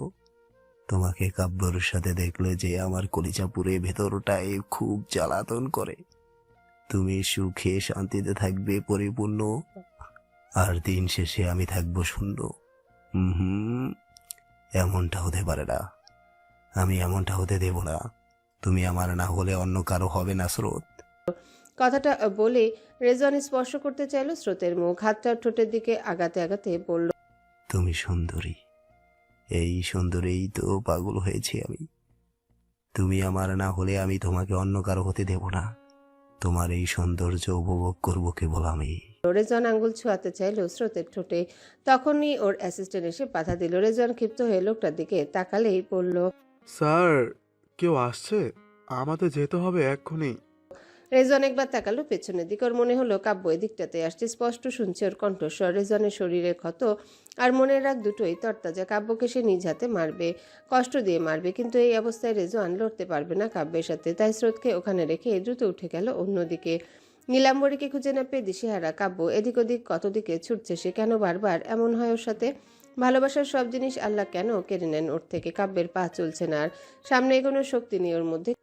কিছু পথ গিয়ে কাব্য ধপ করে বসে পড়েছে মাটিতে, দুই হাত দিয়ে মাথার চুলগুলো খামচে ধরে। যখনই তাকালো পাশ ফিরে নজরে এলো স্রোতের মুখটা। গাছের সাথে হেলান দিয়ে বসে আছে স্রোত, নিবু নিবু চোখে এসে তাকানোর চেষ্টা করে যাচ্ছে। কাব্য দ্রুত উঠে স্রোতের কাছে গেল, ওর বুককে আগলে বলল, নীলাম্বরী, তুমি ঠিক আছো? এখানে আসলে কি করে? কি হয়েছে তোমার? এই মেয়ে তাকাও, তাকাও আমার দিকে। কাব্য আরো কত কথা বলল স্রোতকে। স্রোত সবটাই শুনছে কিন্তু উত্তর দিতে পারছে না। শরীরটা কেমন পাথরের মতো হয়ে আছে, কাব্যের স্পর্শ অনুভব করতে পারছে না সে। স্রোত নিজেও জানে না ও এখানে এলো কি করে। যখন জ্ঞান হারালো তখনকার কথাই মনে আছে কেবল। স্রোতের সাড়া না পেয়ে কাব্য আবারও ডেকে উঠল ওকে। স্রোত, এই মেয়ে, কি হয়েছে তোমার? আমাকে বলো, ঠিক আছো তুমি? কোথায় কষ্ট হচ্ছে আমাকে বলো। কাব্যের প্রতিটা কথায় স্রোতের কানে যাচ্ছে কিন্তু উত্তর দিতে পারছে না সে। কেমন যেন লাগছে, গায়ের শক্তি বিলুপ্ত হয়েছে এমন মনে হচ্ছে। স্রোত চোখ খুলে তাকিয়েছে কাব্যের দিকে, কিছু বলতে নিলেই মাথাটা কেমন ঘোরাতে শুরু করলো। বেশি কিছু ভাবলো না সে, নিজের শরীরের সবটুকু ভার ছেড়ে দিল কাব্যের উপর। নীলাম্বরীর অবস্থা দেখে কাব্যের বুকের ভেতরটায় প্রচন্ড ব্যথা হলো। চিন্তা হলো স্রোতের জন্য। সে দুই হাত দিয়ে শক্ত করে জড়িয়ে ধরলো স্রোতকে। সময় নষ্ট করলো না কাব্য, স্রোতকে কোলে তুলে নিয়ে গেল রিসোর্টের দিকে। রাত প্রায় 12টার কাছাকাছি। আজ হুট করেই বৃষ্টি শুরু হয়েছে। এই সময়টাতে মেঘ বৃষ্টির দেখা মেলে না তেমন, তবে আজ প্রকৃতি অশান্ত, ক্ষণে ক্ষণে হচ্ছে বজ্রপাত। প্রকৃতি তাণ্ডব চালাচ্ছে আজ। হাতে একটা ধারালো অস্ত্র নিয়ে জঙ্গলের মাঝখানে থাকা ছোট্ট বাড়িটার দিকে এগিয়ে যাচ্ছে এক অজ্ঞাত ব্যক্তি। চারদিকে অন্ধকার হলেও সেই ছোট্ট ঘরটিতে টিমটিম করে জ্বলছে লাল লাইটের আলো, যার কারণে মেঝেতে পড়ে থাকা লোকটিকে স্পষ্ট দেখতে পাচ্ছে সে। দরজার সামনে পরিচিত কাউকে দাঁড়িয়ে থাকতে দেখলে চেয়ারে বসে ঝিমুতে থাকা জাফর ছেলেটা তড়িঘড়ি করে উঠে দাঁড়ালো, মাথাটা নুইয়ে নিল সে। দরজার সামনে দাঁড়িয়ে থাকা কালো পোশাকে আবৃত মানবটি তখন বলল, বাইরে যা। সাথে সাথে বাইরে চলে গেল জাফর। মধু আটকে দিল দরজাটা। মেঝেতে পড়ে থাকা লোকটার দিকে কিছুটা এগিয়ে এলে দুই হাত জড়ো করে আকুতি ভরা কণ্ঠে বলল লোকটি, আমাকে মেরো না। ঠোঁটের হাসি চওড়া হলো মধুর। সে পাশে থাকা চেয়ার টেনে বসলো, লোকটাকে বলল, ওকে ফাইন, আমি মারবো না তোকে, কিন্তু কিন্তু কি? আমি যা যা জিজ্ঞেস করব ঠিকঠাক উত্তর দিতে হবে, তাইলেই তুই বেঁচে যাবি। শুকনো ঢোক গিলল লোকটা। মধুর পায়ে পড়ে বলল, হ্যাঁ, আমি উত্তর দিচ্ছি। মিনিট কয়েক যেতেই পরিবর্তন হলো মধুর মুখের ভাবভঙ্গি। রাগে কপালে শিরা ফুলে উঠল তার। চোয়াল শক্ত করে বলল লোকটিকে, তুই আমার ফুলকে মারলি কেন? তোর কাজ প্রাণ বাঁচানো, তা না করে ওই নিষ্পাপ মেয়েটাকে তুই মেরে ফেললি। মারলি তো মারলি, এতটা কষ্ট দিয়ে কেন মারলি এমন? মধুর চিৎকারে ভয় পেল লোকটা, গলা শুকিয়ে কাটতার। সেদিন সন্ধ্যায় যখন বাড়ি ফিরছিল লোকটি তখনই চোখ আটকে ছিল ফুলের দিকে। মাতাল অবস্থায় হুঁশজ্ঞান হারিয়ে কেমন ক্ষুধার্ত হয়ে উঠেছিল সে। আগে পিছে কি হবে না হবে মাথায় ছিল না লোকটার। ভেবেছিল গরিব মেয়ে, বিষয়টা লোক জানাজানি হলেও টাকা পয়সা দিয়ে ধামাচাপা দিয়ে ফেলবে, কিন্তু হলো না। লোকটার জম হয়ে হাজির হয়েছে মধু। সেদিন লোকটার সাথে ছিল ওর ড্রাইভারও, যাকে কিছুদিন আগেই মেরেছিল মধু। মধু ভেবেছিল ফুলের অপরাধীকে সে শাস্তি দিয়েছে, কিন্তু ওর কাছে আসা খবর ভুল ছিল। আসল অপরাধী দিব্যি হেঁটে বেড়াচ্ছে। এদিকে ছোট্ট ফুল মধুর উপর অভিমান করে চলে গেছে পৃথিবী ছেড়ে। মধু যে রাখতে পারেনি তার কথা। ফুলের যে এত বড় সর্বনাশ করলো তাকে মারতে পারেনি এখনো। কিছুক্ষণ আগেই ফুলের লাশ দাফন করে এসেছে মধু। ওর কবরের মাটি ছুঁয়ে কসম করেছে ওর খুনিকে এসে মারবে। মধু হুঙ্কার ছেড়ে বলল, উত্তর চাই আমার, উত্তর দে, কেন করলি এমন? লোকটা আমতা আমতা করে বলল, আমাকে ক্ষমা করো। হুম, তোর ভুলের ক্ষমা নেই। তোকে বাঁচিয়ে রাখলে আমার পাপ হবে। এমনিতেই পাপের অভাব নেই, তোকে বাঁচিয়ে রেখে আরেকটা পাপ বাড়াতে চাইছি না। তুই বরং মরেই যা। কথাটা বলেই বাঁকা হাসলো মধু। লোকটার প্রচন্ড ভয় পেয়েছে। চোখের সামনে স্পষ্ট দেখতে পাচ্ছে নিজের মৃত্যু, তবুও সে শেষ চেষ্টা করলো। আকুতি ভরা কণ্ঠে বলল মধুকে, আমি মরতে চাই না, আমাকে ক্ষমা করো, একটা সুযোগ দাও। হেসে উঠল মধু।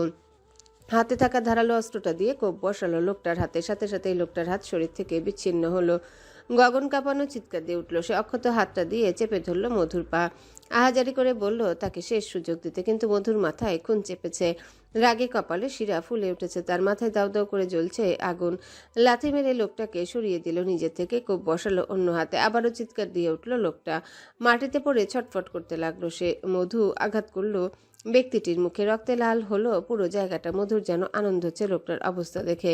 ঠোঁটের কোণে ফুটে উঠেছে পৈশাচিক হাসি। মধু এক পা দুপা করে মাটিতে পড়ে থাকা রক্তাক্ত ব্যক্তিটির দিকে এগিয়ে গেল।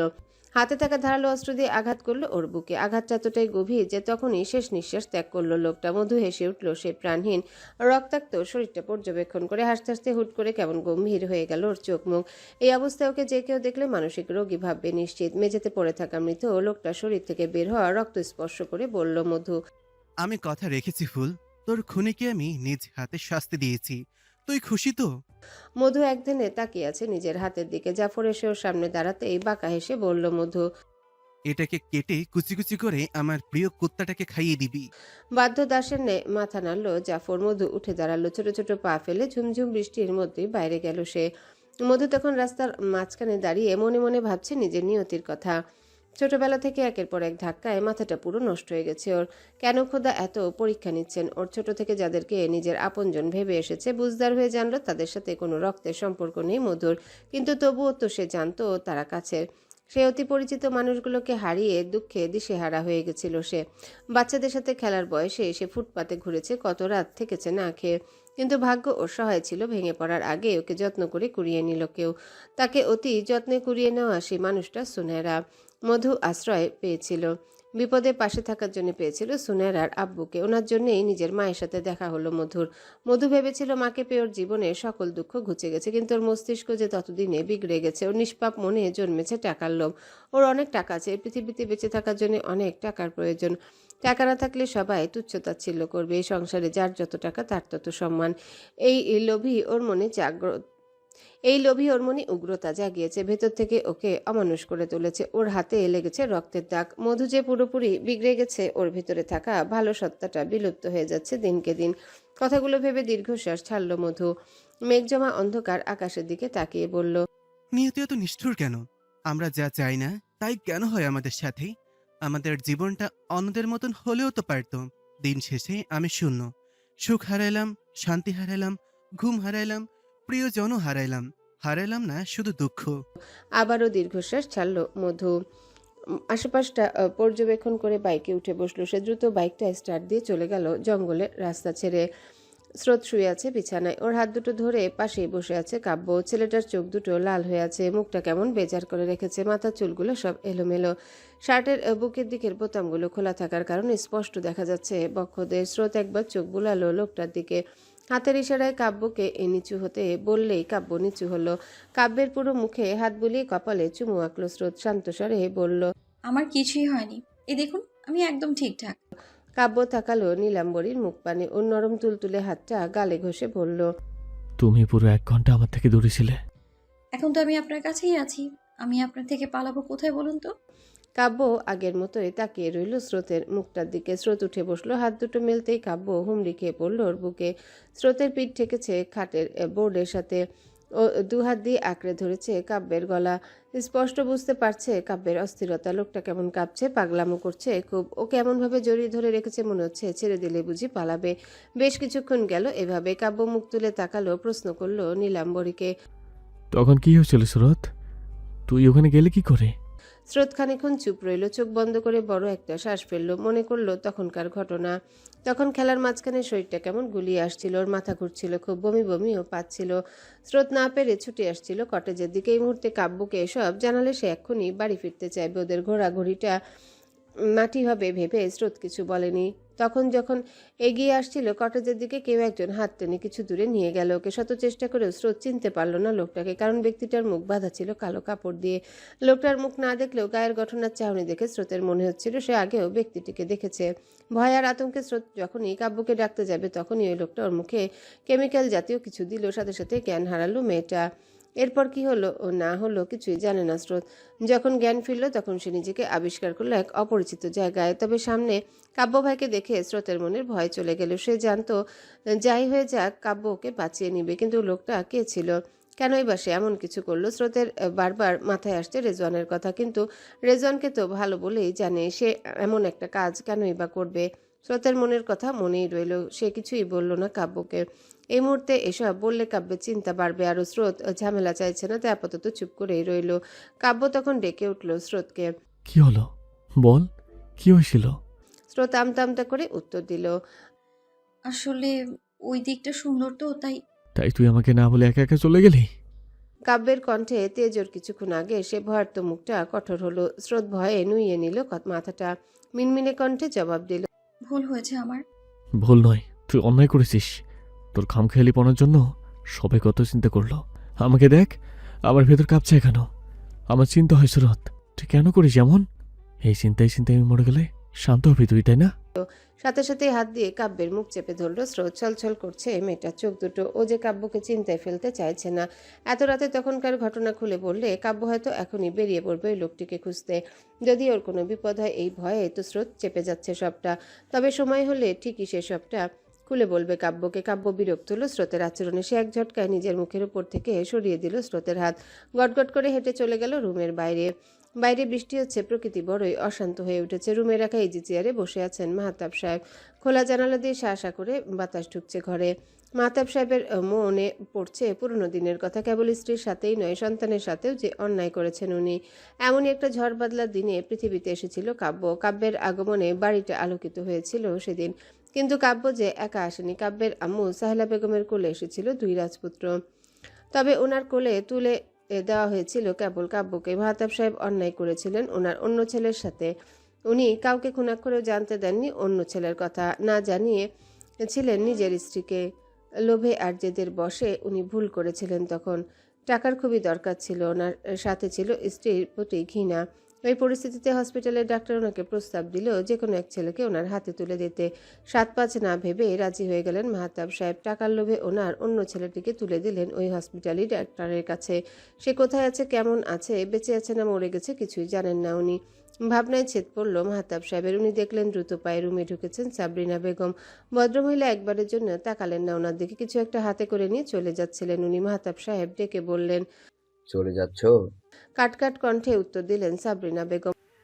থাকার তো উপায় রাখেননি। মাহতাব সাহেব জানেন স্ত্রীর রাগের কারণ। যেদিন উনি সবটা শুনেছেন সেদিন থেকে কথা বলা বন্ধ করেছেন মাহতাব সাহেবের সঙ্গে। খুব বেশি দরকার না হলে কথা বলেন না তিনি। এই বয়সে ছেড়ে গেলে লোকেরা খারাপ ভাবে ভেবেই বোধহয় এখনো এখানে আছেন। মাহতাব সাহেব নিচু স্বরে বললেন, আমাকে ক্ষমা করো সাবরিনা। শেষ বয়সে এসে সুখ দুঃখের স্ত্রীর সঙ্গে সকলেই চায়। সাবরিনা বেগমের চোখে মুখে সেই চিরচেনা গম্ভীর ভাব। উনি চলে যাচ্ছিলেন, আবার ফিরে তাকিয়ে বললেন, ক্ষমা পাওয়ার মতো কাজ তো আপনি করেননি। আমি এই জীবনে আপনাকে ক্ষমা করব না। আপনার জন্য আমাকে দোষী হতে হয়েছে। আমার বোন কষ্ট পেয়েছে, তার ছেলে হয়েছে অনাথ। এইসব ভুলের দায় একটু হলেও তো আমার উপর বর্তায়।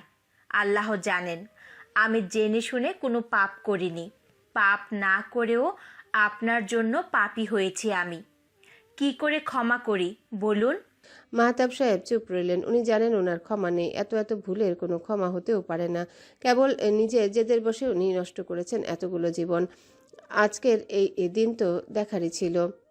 উনিও যে সাজা পাচ্ছেন, বেঁচে থেকেও মৃত্যু যন্ত্রণায় ছটফট করছেন প্রতি মুহূর্তে। তবে বেশি দিন নয়, উনি বিদায় নেবেন এই জগৎ সংসার থেকে। শুধু ছেলের কাছে সবটা খুলে বলা বাকি, তাকে জানানো বাকি তার আরেকটা ভাই আছে। মাহতাব সাহেব শেষবারের জন্য ক্ষমা চাইতে চান ওনার স্ত্রী সন্তানের কাছে। প্রায় অনেক সময় হলো বিছানায় পড়ে ছটফট করছে তাহিয়া, কিন্তু ঘুম নেই ওর দু চোখের পাতায়।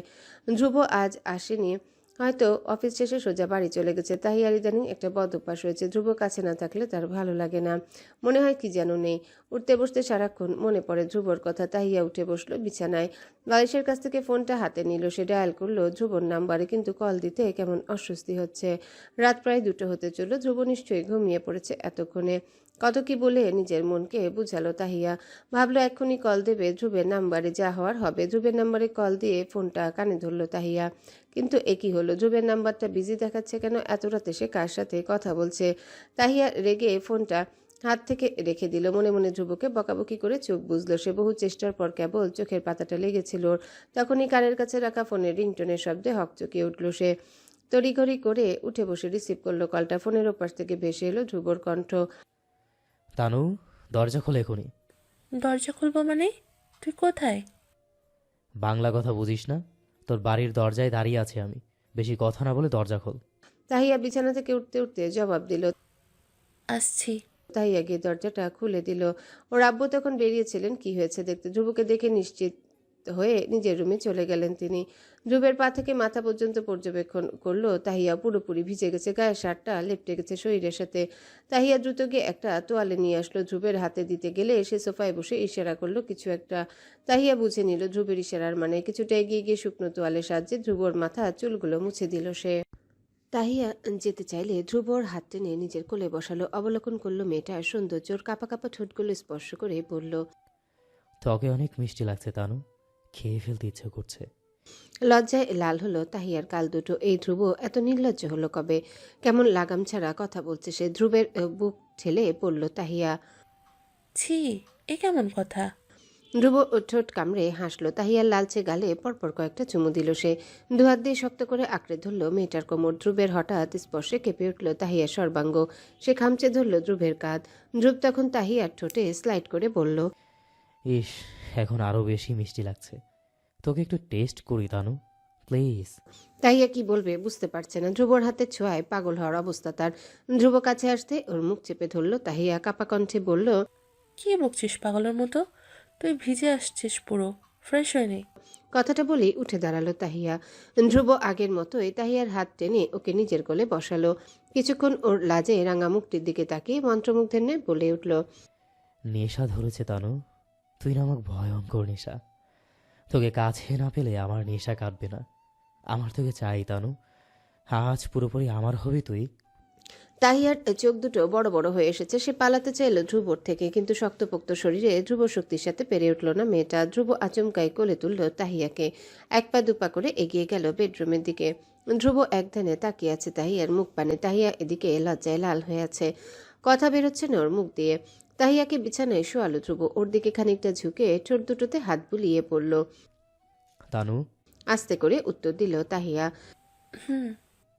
তোর এই ঠোঁট জোড়ার দখল নিতে দিবি আমাকে? অধিকার দিবি তোকে স্পর্শ করার? ধ্রুবের এত সুন্দর আবদারে তাহিয়া না করতে পারল না, কিন্তু মুখ ফুটে হ্যাঁ বলবে এতটাও যে সাহসী নয় সে। তাহিয়া দৃষ্টি সরালো অন্যদিকে। ধ্রুবের মনে হলো ওর ছোঁয়া ভালো লাগছে না তাহিয়ার। মুহূর্তে ধ্রুবের মুখটা ঢেকে গেল ঘোর অন্ধকারে। ভাবলো মনে মনে, তাহিয়া কি ওর থেকে আরো সময় চাইছে? ধ্রুব দেবে ওকে সময়। নিজে থেকে কাছে না আসা অব্দি তাহিয়াকে স্পর্শ করবে না ধ্রুব।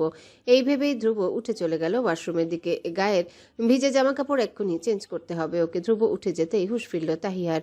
সে ভাবলো ধ্রুব উত্তর না পেয়ে রাগ করেছে হয়তো। ওয়াশরুমের দরজাটা খোলা থাকায় শাওয়ারের নিচে দাঁড়িয়ে থাকা ধ্রুবর পৃষ্ঠদেশ দেখা যাচ্ছে স্পষ্ট।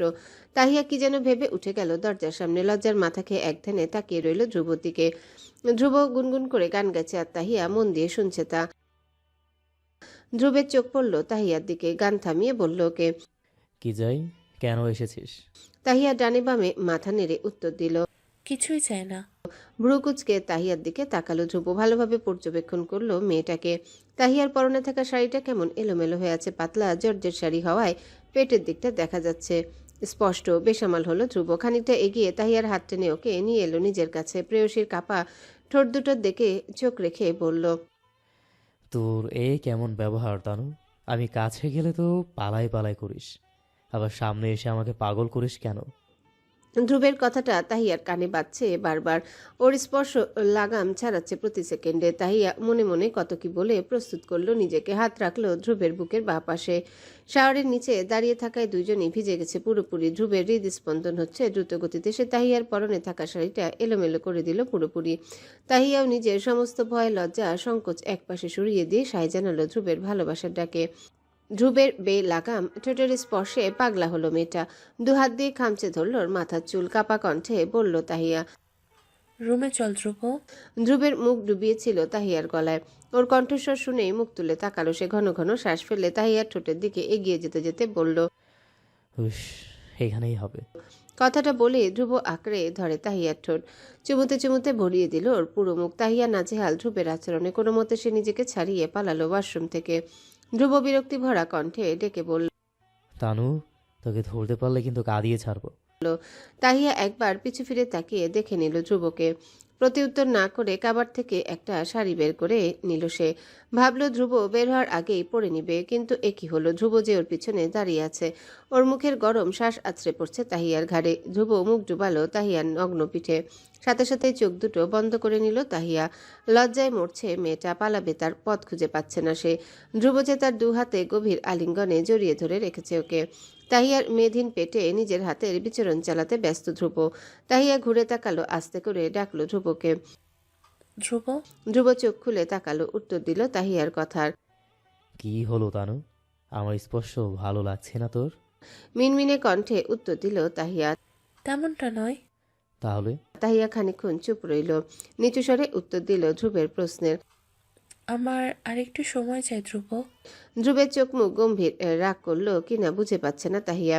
ওর যে ভয় হচ্ছে ধ্রুব ওকে ভুল বুঝবে না তো। তাহিয়া ভয়ে ভয়ে কিছু বলতে নিলে ধ্রুব আঙ্গুল চেপে ধরল ওর ঠোঁটে। বলল তাহিয়াকে, দিলাম সময়, কিন্তু তানু। কিন্তু কি? আমাকে ভালোবাসিস? নিজের থেকেও বেশি। ধ্রুবের ঠোঁটের কোণে ফুটে উঠল হাসির রেখা। সে চুমু দিল তাহিয়ার কপালে। ওকে দু হাত দিয়ে শক্ত করে জড়িয়ে ধরে বলল, আমি তোকে সময় দিলাম তানু, যেভাবেই তুই আমাকে সময় দিয়েছিলি নিজেকে গুছিয়ে নেওয়ার। তাহিয়া খুশি হলো ধ্রুবের উত্তরে। ধ্রুবের ঠান্ডা হাত তাহিয়ার পিঠে স্পর্শ করতেই মনে পড়ল গায়ে ব্লাউজ পেটিকোট ছাড়া আর কিছুই নেই ওর। কেমন অস্বস্তি হলো মেয়েটা। ধ্রুব বুঝে নিল তাহিয়ার অস্বস্তির কারণ। ওকে বুক থেকে সরিয়ে সুন্দর মতো পরিয়ে দিল শাড়িটা। তাহিয়া একধানে তাকিয়ে আছে ধ্রুবের দিকে। ধ্রুব বিষয়টা লক্ষ্য করলো। ঠোঁট জুড়ে খেলে গেল দুষ্টুমিতে ভরা হাসি। উঠে দাঁড়ালো সে। তাহিয়ার কানের কাছে গিয়ে ফিসফিস করে বলল, আজ পরিয়ে দিলাম তানু, কিছুদিন পর এই শাড়ি আমিই খুলবো। তুই প্রস্তুত হয়ে থাক, যে আমি অপেক্ষায় আছি। লাজে রাঙা হলো তাহিয়ার মুখ। দৃষ্টি সরালো অন্যদিকে। ধ্রুব কথা না বলে আবারও চলে গেল ওয়াশরুমে। সকাল হলে চুপি চুপি মধু রুমে এসেছে সুনেহরা। পুরো রুমে চোখ বুলিয়ে যেই না তাকালো ড্রেসিং টেবিলের দিকে, দেখলো মধু দুই হাত বুকে ভাঁজ করে দাঁড়িয়ে আছে ওখানে। গায়ে কালো রঙের টি শার্ট আর পরনে ট্রাউজার। মাথার চুলগুলো সব এলোমেলো হয়ে লেপ্টে আছে কপালের সাথে। মধুর ঠোঁটের কোণে হাসি লেগে আছে। এই হাসির কারণ জানে না সুনেহরা, তবে বেশ বুঝতে পারছে মধু বড়সড় কিছু একটা ঘটিয়েছে। সুনেহরা এগিয়ে গেল মধুর কাছে। চোখ মুখ শক্ত করে বলল, তুই সারা রাত কোথায় ছিলি দীপক? ছিলাম। ছিলি মানে কোথায় ছিলি? গার্লফ্রেন্ডের সাথে। রাগে চোয়াল শক্ত হয়ে এলো সুনেহরা রাগত স্বরে বলল, গার্লফ্রেন্ড মানে? মজা হচ্ছে আমার সাথে? তুই কি আমার শালে লাগিস? মজা করবো কোন দুঃখে? সত্যি আমার গার্লফ্রেন্ডের কাছে ছিলাম। সুনেহরা রাগ বাড়ল তত্তর করে। খানিকটা এগিয়ে মধুর টি শার্টের কলার টেনে রেগে মেগে বলল, দীপক। মধুর হাসি পাচ্ছে খুব, তবে বুঝতে দিল না সুনেহরাকে। খানিকক্ষণ রাগান্বিত চেহারার দিকে তাকিয়ে ঘাড় কাত করে বলল, জ্বলছে? সাথে সাথে উত্তর দিল সুনেহরা, মোটেও না। ঠিক আছে, আমি তাহলে কালকেই আম্মুকে বলছি, শান্তিকে ছাড়া আমি আর কাউকে বিয়ে করব না। মধুর কথা কানে যেতে রেগে তাকালো সুনেহরা। মনে পড়ল সেদিনের কথা। মধুর মুখে সেদিনও এই শান্তি নামটা শুনেছিল সে। তবে সুনেহরা সন্দেহ ঠিক। কথাটা মাথায় আসতে রাগ হলো মেয়েটার। এদিক ওদিক খুঁজে একটা ফুলদানি হাতে নিয়ে মধুর দিকে ছুঁড়ে মেরে পড়ল, বিরক্তির কারখানা একটা। তুই আর তোর এই শান্তিকে। মধু সরে গিয়েছিল তখনই ফুলদানিটা দেয়ালের সাথে বাড়ি খেয়ে ভেঙে পড়ে গেল মাটিতে। মধু এই ভাঙা ফুলদানির দিকে তাকিয়ে আবার তাকালো সুনেহারার দিকে। দেখলো সে গটগট করে হেঁটে চলে গেছে মধুর রুমের বাইরে। মধু দ্রুত গেল দরজার কাছে। সুনেহারা যাওয়ার দিকে তাকিয়ে ঠোঁট গোল করে চুমু ছুঁড়ে দিল ওর দিকে। সুনেহারা ভ্রু কুচকালেই মধু বলল, ফাক ইউ টু বেবি। মেজাজ খারাপ হলো সুনেহারা। সে রেগে তাকালো মধুর দিকে। পায়ের জুতাটা খুলে ছুঁড়ে মারল ওর দিকে। মধু তাড়াতাড়ি করে দরজাটা আটকে নিল। সুনেহারা এখনো রাগে ফুঁসছে, কটমটিয়ে বলছে, তোকে আমি দেখে নেব। কাব্যরা যে রিসোর্টে উঠেছে তার থেকে কিছু দূরেই রয়েছে আরেকটা রিসোর্ট। ওই রিসোর্টের কাঠের বারান্দায় দাঁড়িয়ে দূরবীনের সাহায্যে স্রোতের উপর নজর রাখছে রেজওয়ান। ওর গা জ্বলছে স্রোতকে কাব্যের পাশে দেখলেই। ইচ্ছে করছে তছনছ করে দিতে সব। বারান্দায় রাখা সব জিনিসপত্র লাথি মেরে ফেলে দিল রেজওয়ান। দ্রুত পায়ে হেঁটে রুমে গেল। সে বিছানায় দপ করে পড়ে 2 হাত দিয়ে চেপে ধরল মাথা। কিছুক্ষণ গলা কাটা মুরগির মতো ছটফট করলো বিছানায় পড়ে। পরক্ষণে আবারও ঠোঁটের কোণে শয়তানি হাসি ফুটিয়ে একা একাই বিড়বিড় করলো, তোমাকে আমার চাই স্রোত, একদিনের জন্য হলেও তোমাকে আমার চাই। তোমাকে আমি না পেলে কাব্যও পাবে না, কসম আল্লাহর। আমি তোমাকে কাব্যর হতে দেব না। কথাগুলো বলেই একা একাই হেসে উঠল রেজওয়ান। কিছুক্ষণ না যেতেই আবারও চোখ মুখ শক্ত করে নিল সে। এক এক করে ছুঁড়ে ফেললো রুমের সব জিনিসপত্র। কাউকে কল দিয়ে কিছু সময় কথা বলে ফের হাসলো রেজওয়ান। ওর চেহারা দেখে মনে হচ্ছে কি চলছে বোঝা মুশকিল। স্রোত পুরো ঘটনাটা খুলে বলেছে দোয়েলকে। কাব্য তখন দরজার সামনে দাঁড়িয়েছিল। সে শুনে নিয়েছে সবটাই। মাথায় দাউ দাউ করে আগুন জ্বলছে তার। কাব্য বুঝে নিয়েছে এই কাজ রেজওয়ান ছাড়া আর কারণ নয়। রাগে ফুঁসছে কাব্য। দ্রুত পায়ে রুমে ঢুকে দোয়েলকে বলেছে, দোয়েল, তুই বাইরে যা। ভাইয়ের গম্ভীর কণ্ঠস্বর কানে যেতে তড়িৎ গতিতে মাথা ঘুরিয়ে তাকিয়েছে দোয়েল। কোনো রকম বাক্য ব্যয় না করে সে বেরিয়ে গেছে রুম থেকে। স্রোত এদিকে ভয় কাঁপছে। কাব্য কি তবে শুনে নিল সব? এবার নিশ্চয়ই ঝামেলা বাঁধাবে সে। সত্যিই হলো স্রোতের ভাবনা। কাব্য তেরে এসে শক্ত করে চেপে ধরল স্রোতের হাতের কবজি। রাগত স্বরে বলল, আমাকে এগুলো আগে বলিসনি কেন? কিছু বললি না বলে খুব বেড়ে গেছিস তাই না? ডানা দুটো কেটে ফেলি, উড়াউড়ি বন্ধ হয়ে যাবে একদম। কাব্যের হাতের ছোঁয়া ব্যথা দিল মেয়েটাকে। মৃদু আর্তনাদ করে বলে উঠল সে। লাগছে খুব। কাব্য আরো শক্ত করে চেপে ধরল স্রোতের হাত। তীব্র ব্যথায় চোখ মুখ কুচকে নিল মেয়েটা। কানে এলো কাব্যের কথা, লাগার জন্যই ধরেছিস স্রোত। কে ছিল ওই ছেলেটা? তুই একে চিনিস? স্রোত ডানে বামে মাথা নেড়ে উত্তর দিল, না না, আমি ওই লোকটাকে চিনি না। তাহলে আমাকে এসব আগে বললি না কেন? তুই একে চিনিস বলি তো বাসাতে চেয়েছিলি। তোকে অন্য কেউ ছুঁয়েছে, হাত ধরেছে, এগুলি যেমন মানতে কষ্ট হচ্ছে স্রোত। স্রোত স্পষ্ট দেখছে কাব্য রেগে আছে। ওর চোখ দুটো কেমন লাল হয়েছে। প্রচন্ড রাগে ফুলে উঠেছে কপালের শিরা। কাব্যের চোখের সাথে চোখ মেলানো সাহস পাচ্ছে না স্রোত। সে দৃষ্টি সরালো অন্যদিকে। কাব্য কিছুক্ষণ চিৎকার চেঁচামেচি করে বেরিয়ে গেল রুম থেকে। স্রোত তখন পিছু নিল কাব্যের। কিছু দূর গিয়েই পিছন থেকে জড়িয়ে ধরল ওকে। নরম কণ্ঠে বলল, বিশ্বাস করুন আমায়, আমি জানি না ওই লোকটাকে। আপনি চিন্তা করবেন ভেবেই আমি সবটা চেপে গিয়েছি তখন। ক্ষমা করুন আমায়। নীলাম্বরীর আলিঙ্গনে কাব্যের রাগ কমেছে কিছুটা, কিন্তু মানতে পারছে না এসব। স্রোত কি করে এত বড় একটা ঘটনা লুকিয়ে গেল ওর থেকে?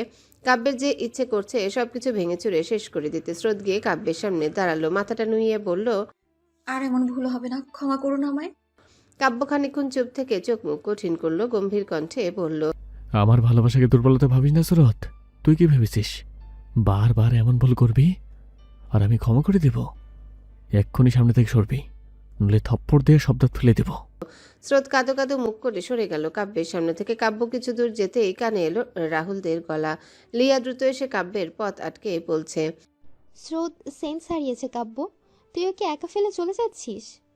কাব্য তেমন গুরুত্ব দিল না লিয়ার কথাও। জানে স্রোতের কিছুই হয়নি। সে কাব্যকে গলাতে সেন্স হারানোর ভানগুর ধরেছে।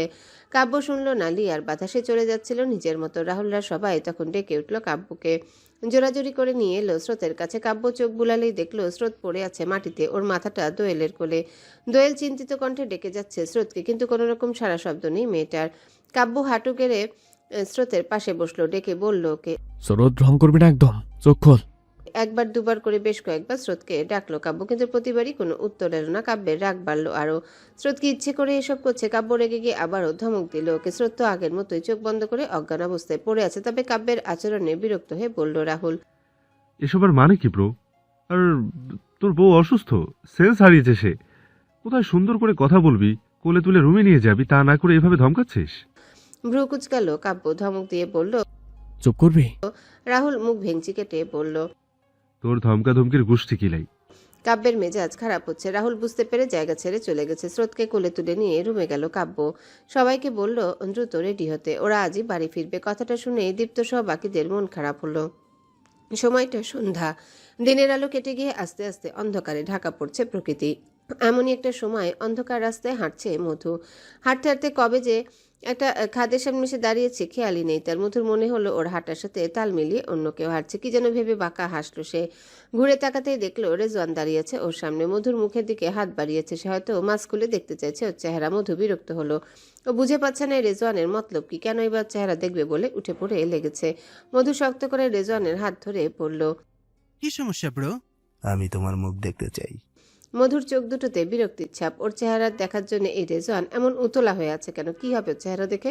মধু ভ্রুকুচকে বলল, এই শোনো, আমার ছেলেদের ওপর কোনো ইন্টারেস্ট নেই। তোমার কি ওসবের দোষ আছে? ভুলেও আমার আশেপাশে আসবে না। বিরক্ত ভঙ্গিতে তাকালো রেজওয়ান। বলে উঠল মধুকে, চুপ করো, কি বলছো পাগলের মতো?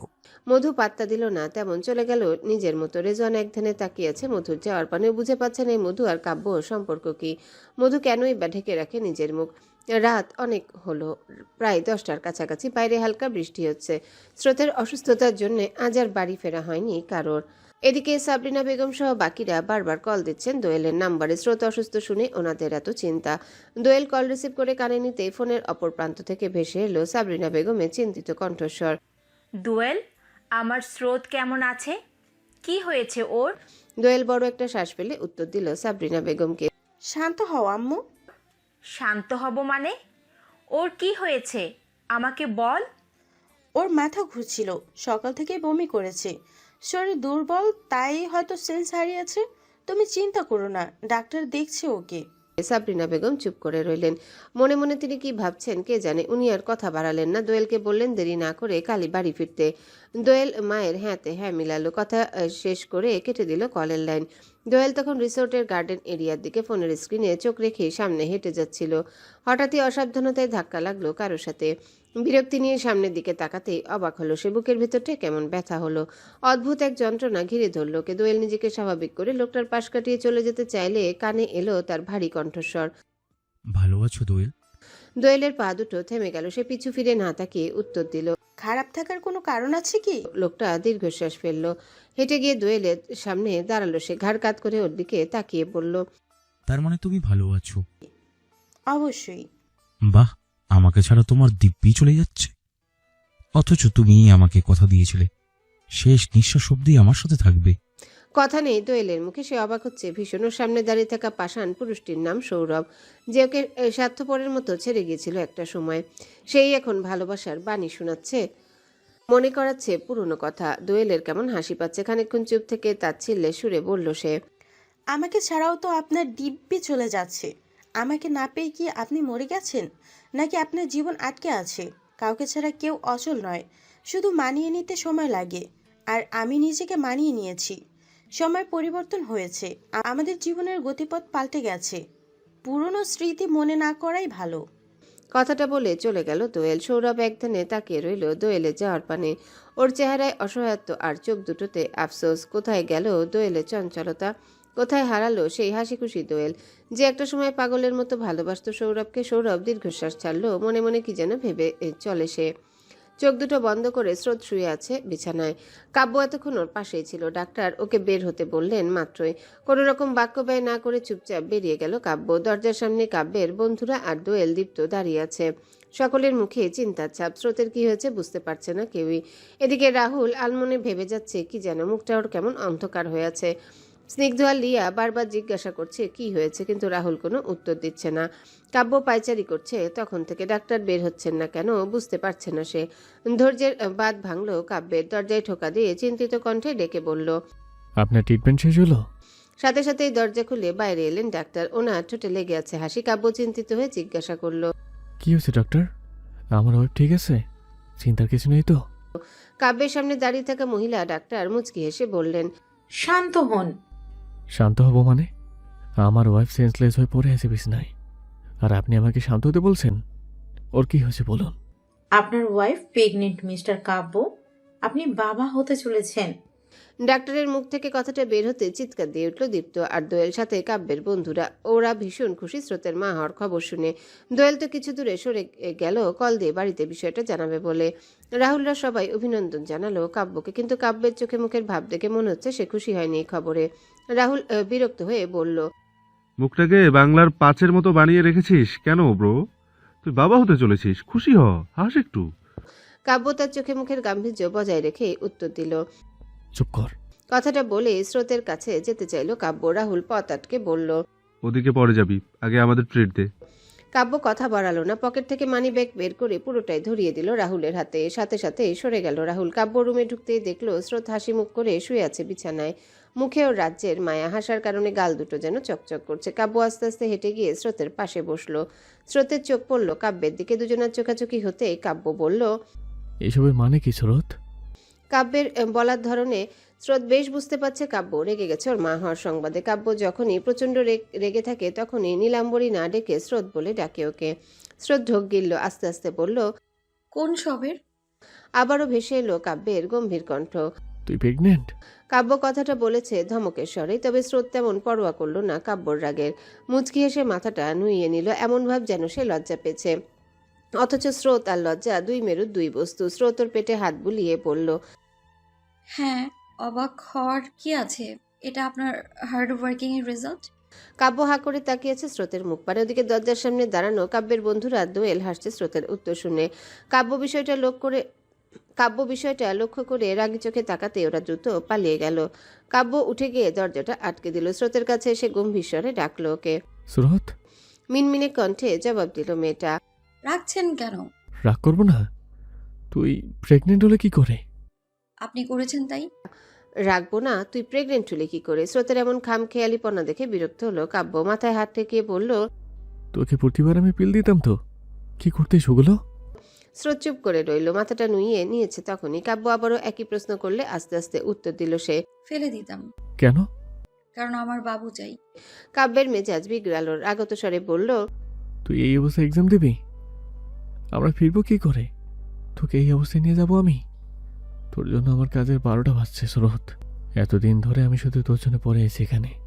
আমার কাজের কত ক্ষতি হচ্ছে বুঝতে পারছিস তুই? স্রোতের মন খারাপ হলো। কাব্য কি খুশি নয় বাচ্চা আসায়? কেন করছে এমন? স্রোত মুখ ভার করে তাকালো অন্যদিকে। নীলাম্বরীর মলিন মুখটার দিকে তাকাতেই কাব্য বুঝতে পারলো সে কত বড় ভুল করেছে। স্রোতের মধ্যে বেড়ে ওঠা ছোট প্রাণটি যে কাব্যেরই অংশ। কাব্য এগিয়ে গেল স্রোতের কাছে। ওর পেটের উপর থেকে কাপড় সরিয়ে আলতো করে ঠোঁট ছোঁয়ালো সে। বিড়বিড় করে বলল, সরি বাবা, ক্ষমা করো পাপাকে। স্রোত এখনো আগের মতোই তাকিয়ে আছে অন্যদিকে। সে মনে মনে ঠিক করেছে ভুলেও কাব্যের দিকে তাকাবে না, আর না কথা বলবে। কাব্য এগিয়ে গেল স্রোতের কাছে। ওকে চুমু দিবে বলেই গিয়েছিল, কিন্তু স্রোত তো সরে গেল তখনই। মেজাজ খারাপ হলো কাব্যে। স্রোতের মুখের দিকে তাকিয়ে রাগ মিশ্রিত কণ্ঠেই বলল, ইডিয়েট একটা। তোর বয়স কত জানিস? তুই বাচ্চা সামলাতে পারবি? আরে তোকে তো সামলাই আমি। স্রোত মুখ ভেঙচি কেটে বিড়বিড় করে বলছে, বাচ্চা আসার খবর শুনেই আপনার মনে পড়লো আমি ছোট? রোমান্সের ভূত মাথায় চলে তো মনে থাকে না। ভ্রুকুচকে বলল কাব্য। তুই কি আমাকে কথা শুনেছিস? স্রোত একইভাবে উত্তর দিল কাব্যের কথা। না তো, সত্যি কথাটা মনে করিয়ে দিচ্ছি আমি। কাব্যের মেজাজ খারাপ এমনিতে। স্রোতের এত তর্কাতর্কি ভালো লাগছে না ওর। বিরক্ত হয়ে কাব্য চলে যাচ্ছিল রুম থেকে। দরজার সামনে যেতে কানে এলো স্রোতের বলা কথা। স্রোত নিজের পেটে হাত বুলিয়ে বলছে, দেখেছিস পুচকে, তুই আশায় তোর বাপ একদম খুশি হয়নি। আমরাও রাগ করে চলে যাব ওই রাগী খরগোশকে ছেড়ে। স্রোতের বলা কথাটা কাব্যের কানে আসতে বুকের ভেতরটা কেমন করে উঠল। মনে হলো দুহাত দিয়ে কেউ খামচে ধরেছে ওর হৃৎপিণ্ড। কাব্য নিজের সিদ্ধান্ত বদলালো। বাইরে না গিয়ে আবারও ফিরে এলো নীলাম্বরীর কাছে। ওকে দুহাত দিয়ে জড়িয়ে ধরে মাথা রাখলো নীলাম্বরীর ছোট্ট বুকে। স্রোত বুঝলো না মানুষটার মতিগতি। কিছু বলতে চাইলে কাব্য থামিয়ে দিল ওকে। পুরো মুখে চুমু দিয়ে আবারও স্রোতের বুকে মাথা রাখলো। দুহাতের গভীর আলিঙ্গনে শক্ত করে জড়িয়ে ধরে চোখ বুঝলো সে। গটগট করে হেঁটে নিজের অফিস রুমে ঢুকেছে এক রমণী। মাথায় কালো পুলিশের ক্যাপ, বুকে খাকি ইউনিফর্মের ওপর ব্যাজ ও নেম প্লেট। তার ইউনিফর্মে ঝলমল করছে সোনালি অক্ষরে খচিত পুলিশ নামটি এবং ব্যাজের উপর লেখা সাব ইন্সপেক্টর। দেখে মনে হচ্ছে সে এক্ষুনি কোনো গুরুত্বপূর্ণ কাজ সেরে এসেছে। মেয়েটা ক্লান্ত। এদিক সেদিক না তাকিয়ে গিয়ে বসলো চেয়ারে। টেবিলের উপরে গ্লাসটা হাতে নিয়ে ঢকঢক করে পান করলো পানি। চোখ বন্ধ করে বড় একটা শ্বাস ছাড়লো সে। এভাবেই গেল কিছু সময়। পাশে কারো উপস্থিতি টের পেলে চোখ খুলল সে। খেয়াল করলো চারিপাশ, মাথার উপরে সিলিং ফ্যান চলছে।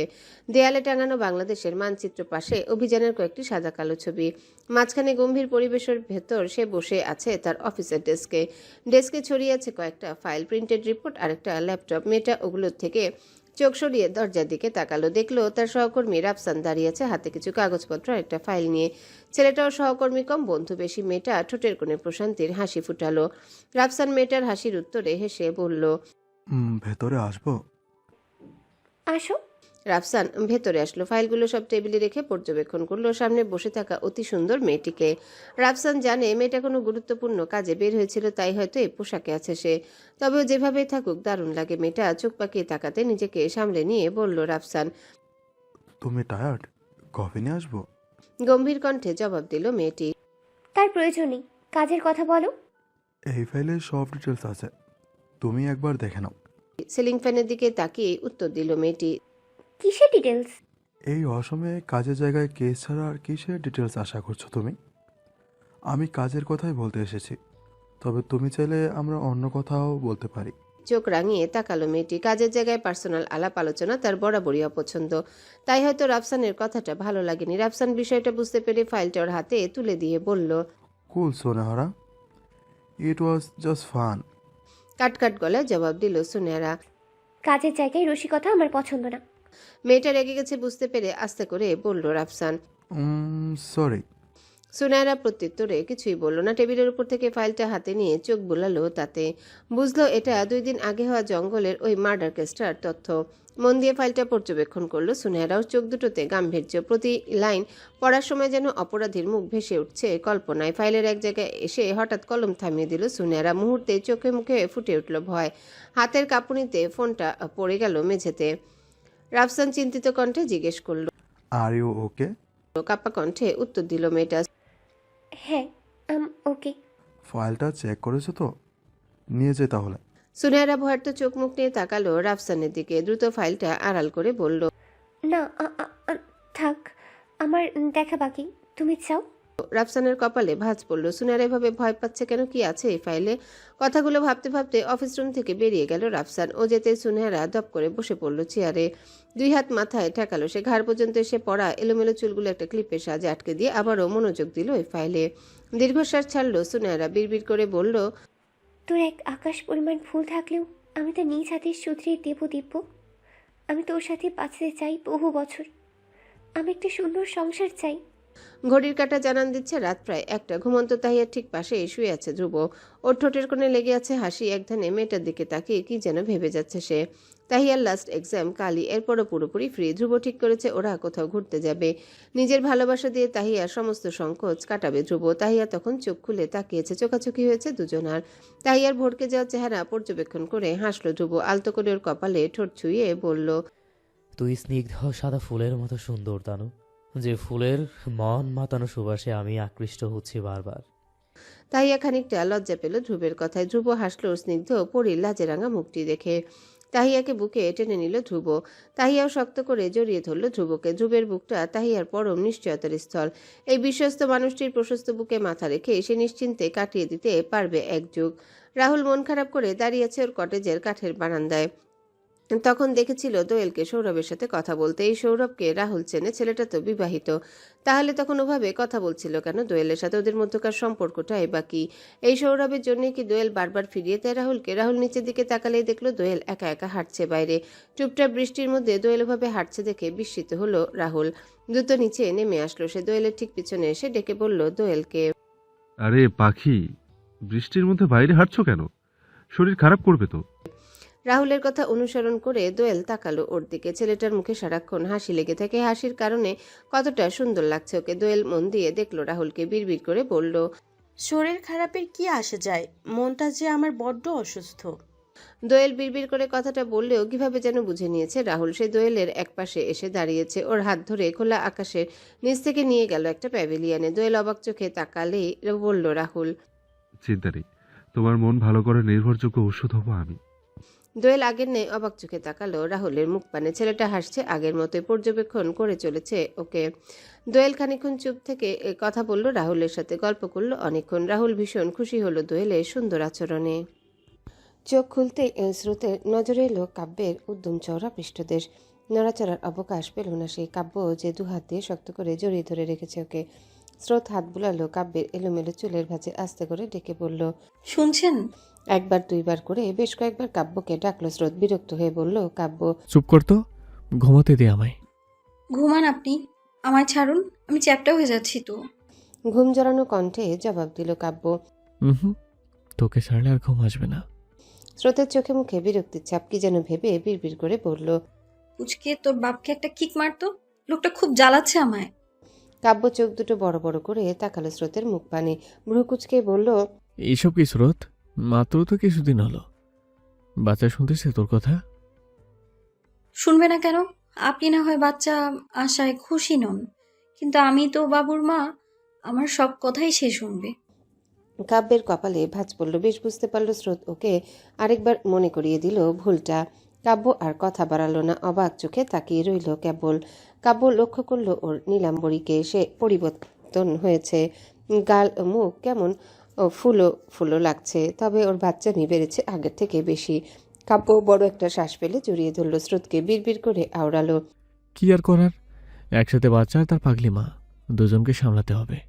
স্রোতের কানে যায়নি কাব্যের বলা কথা, তবে সে বুঝতে পারছে কাব্য তাকে ইঙ্গিত করে কিছু বলছে। কাব্য কি মনে মনে বাবু আর স্রোতকে বকা দিল? কথাটা ভেবেই গাল ফোলালো স্রোত। কাব্য মুখ তুলে তাকালো নীলাম্বরীর মুখ পানে।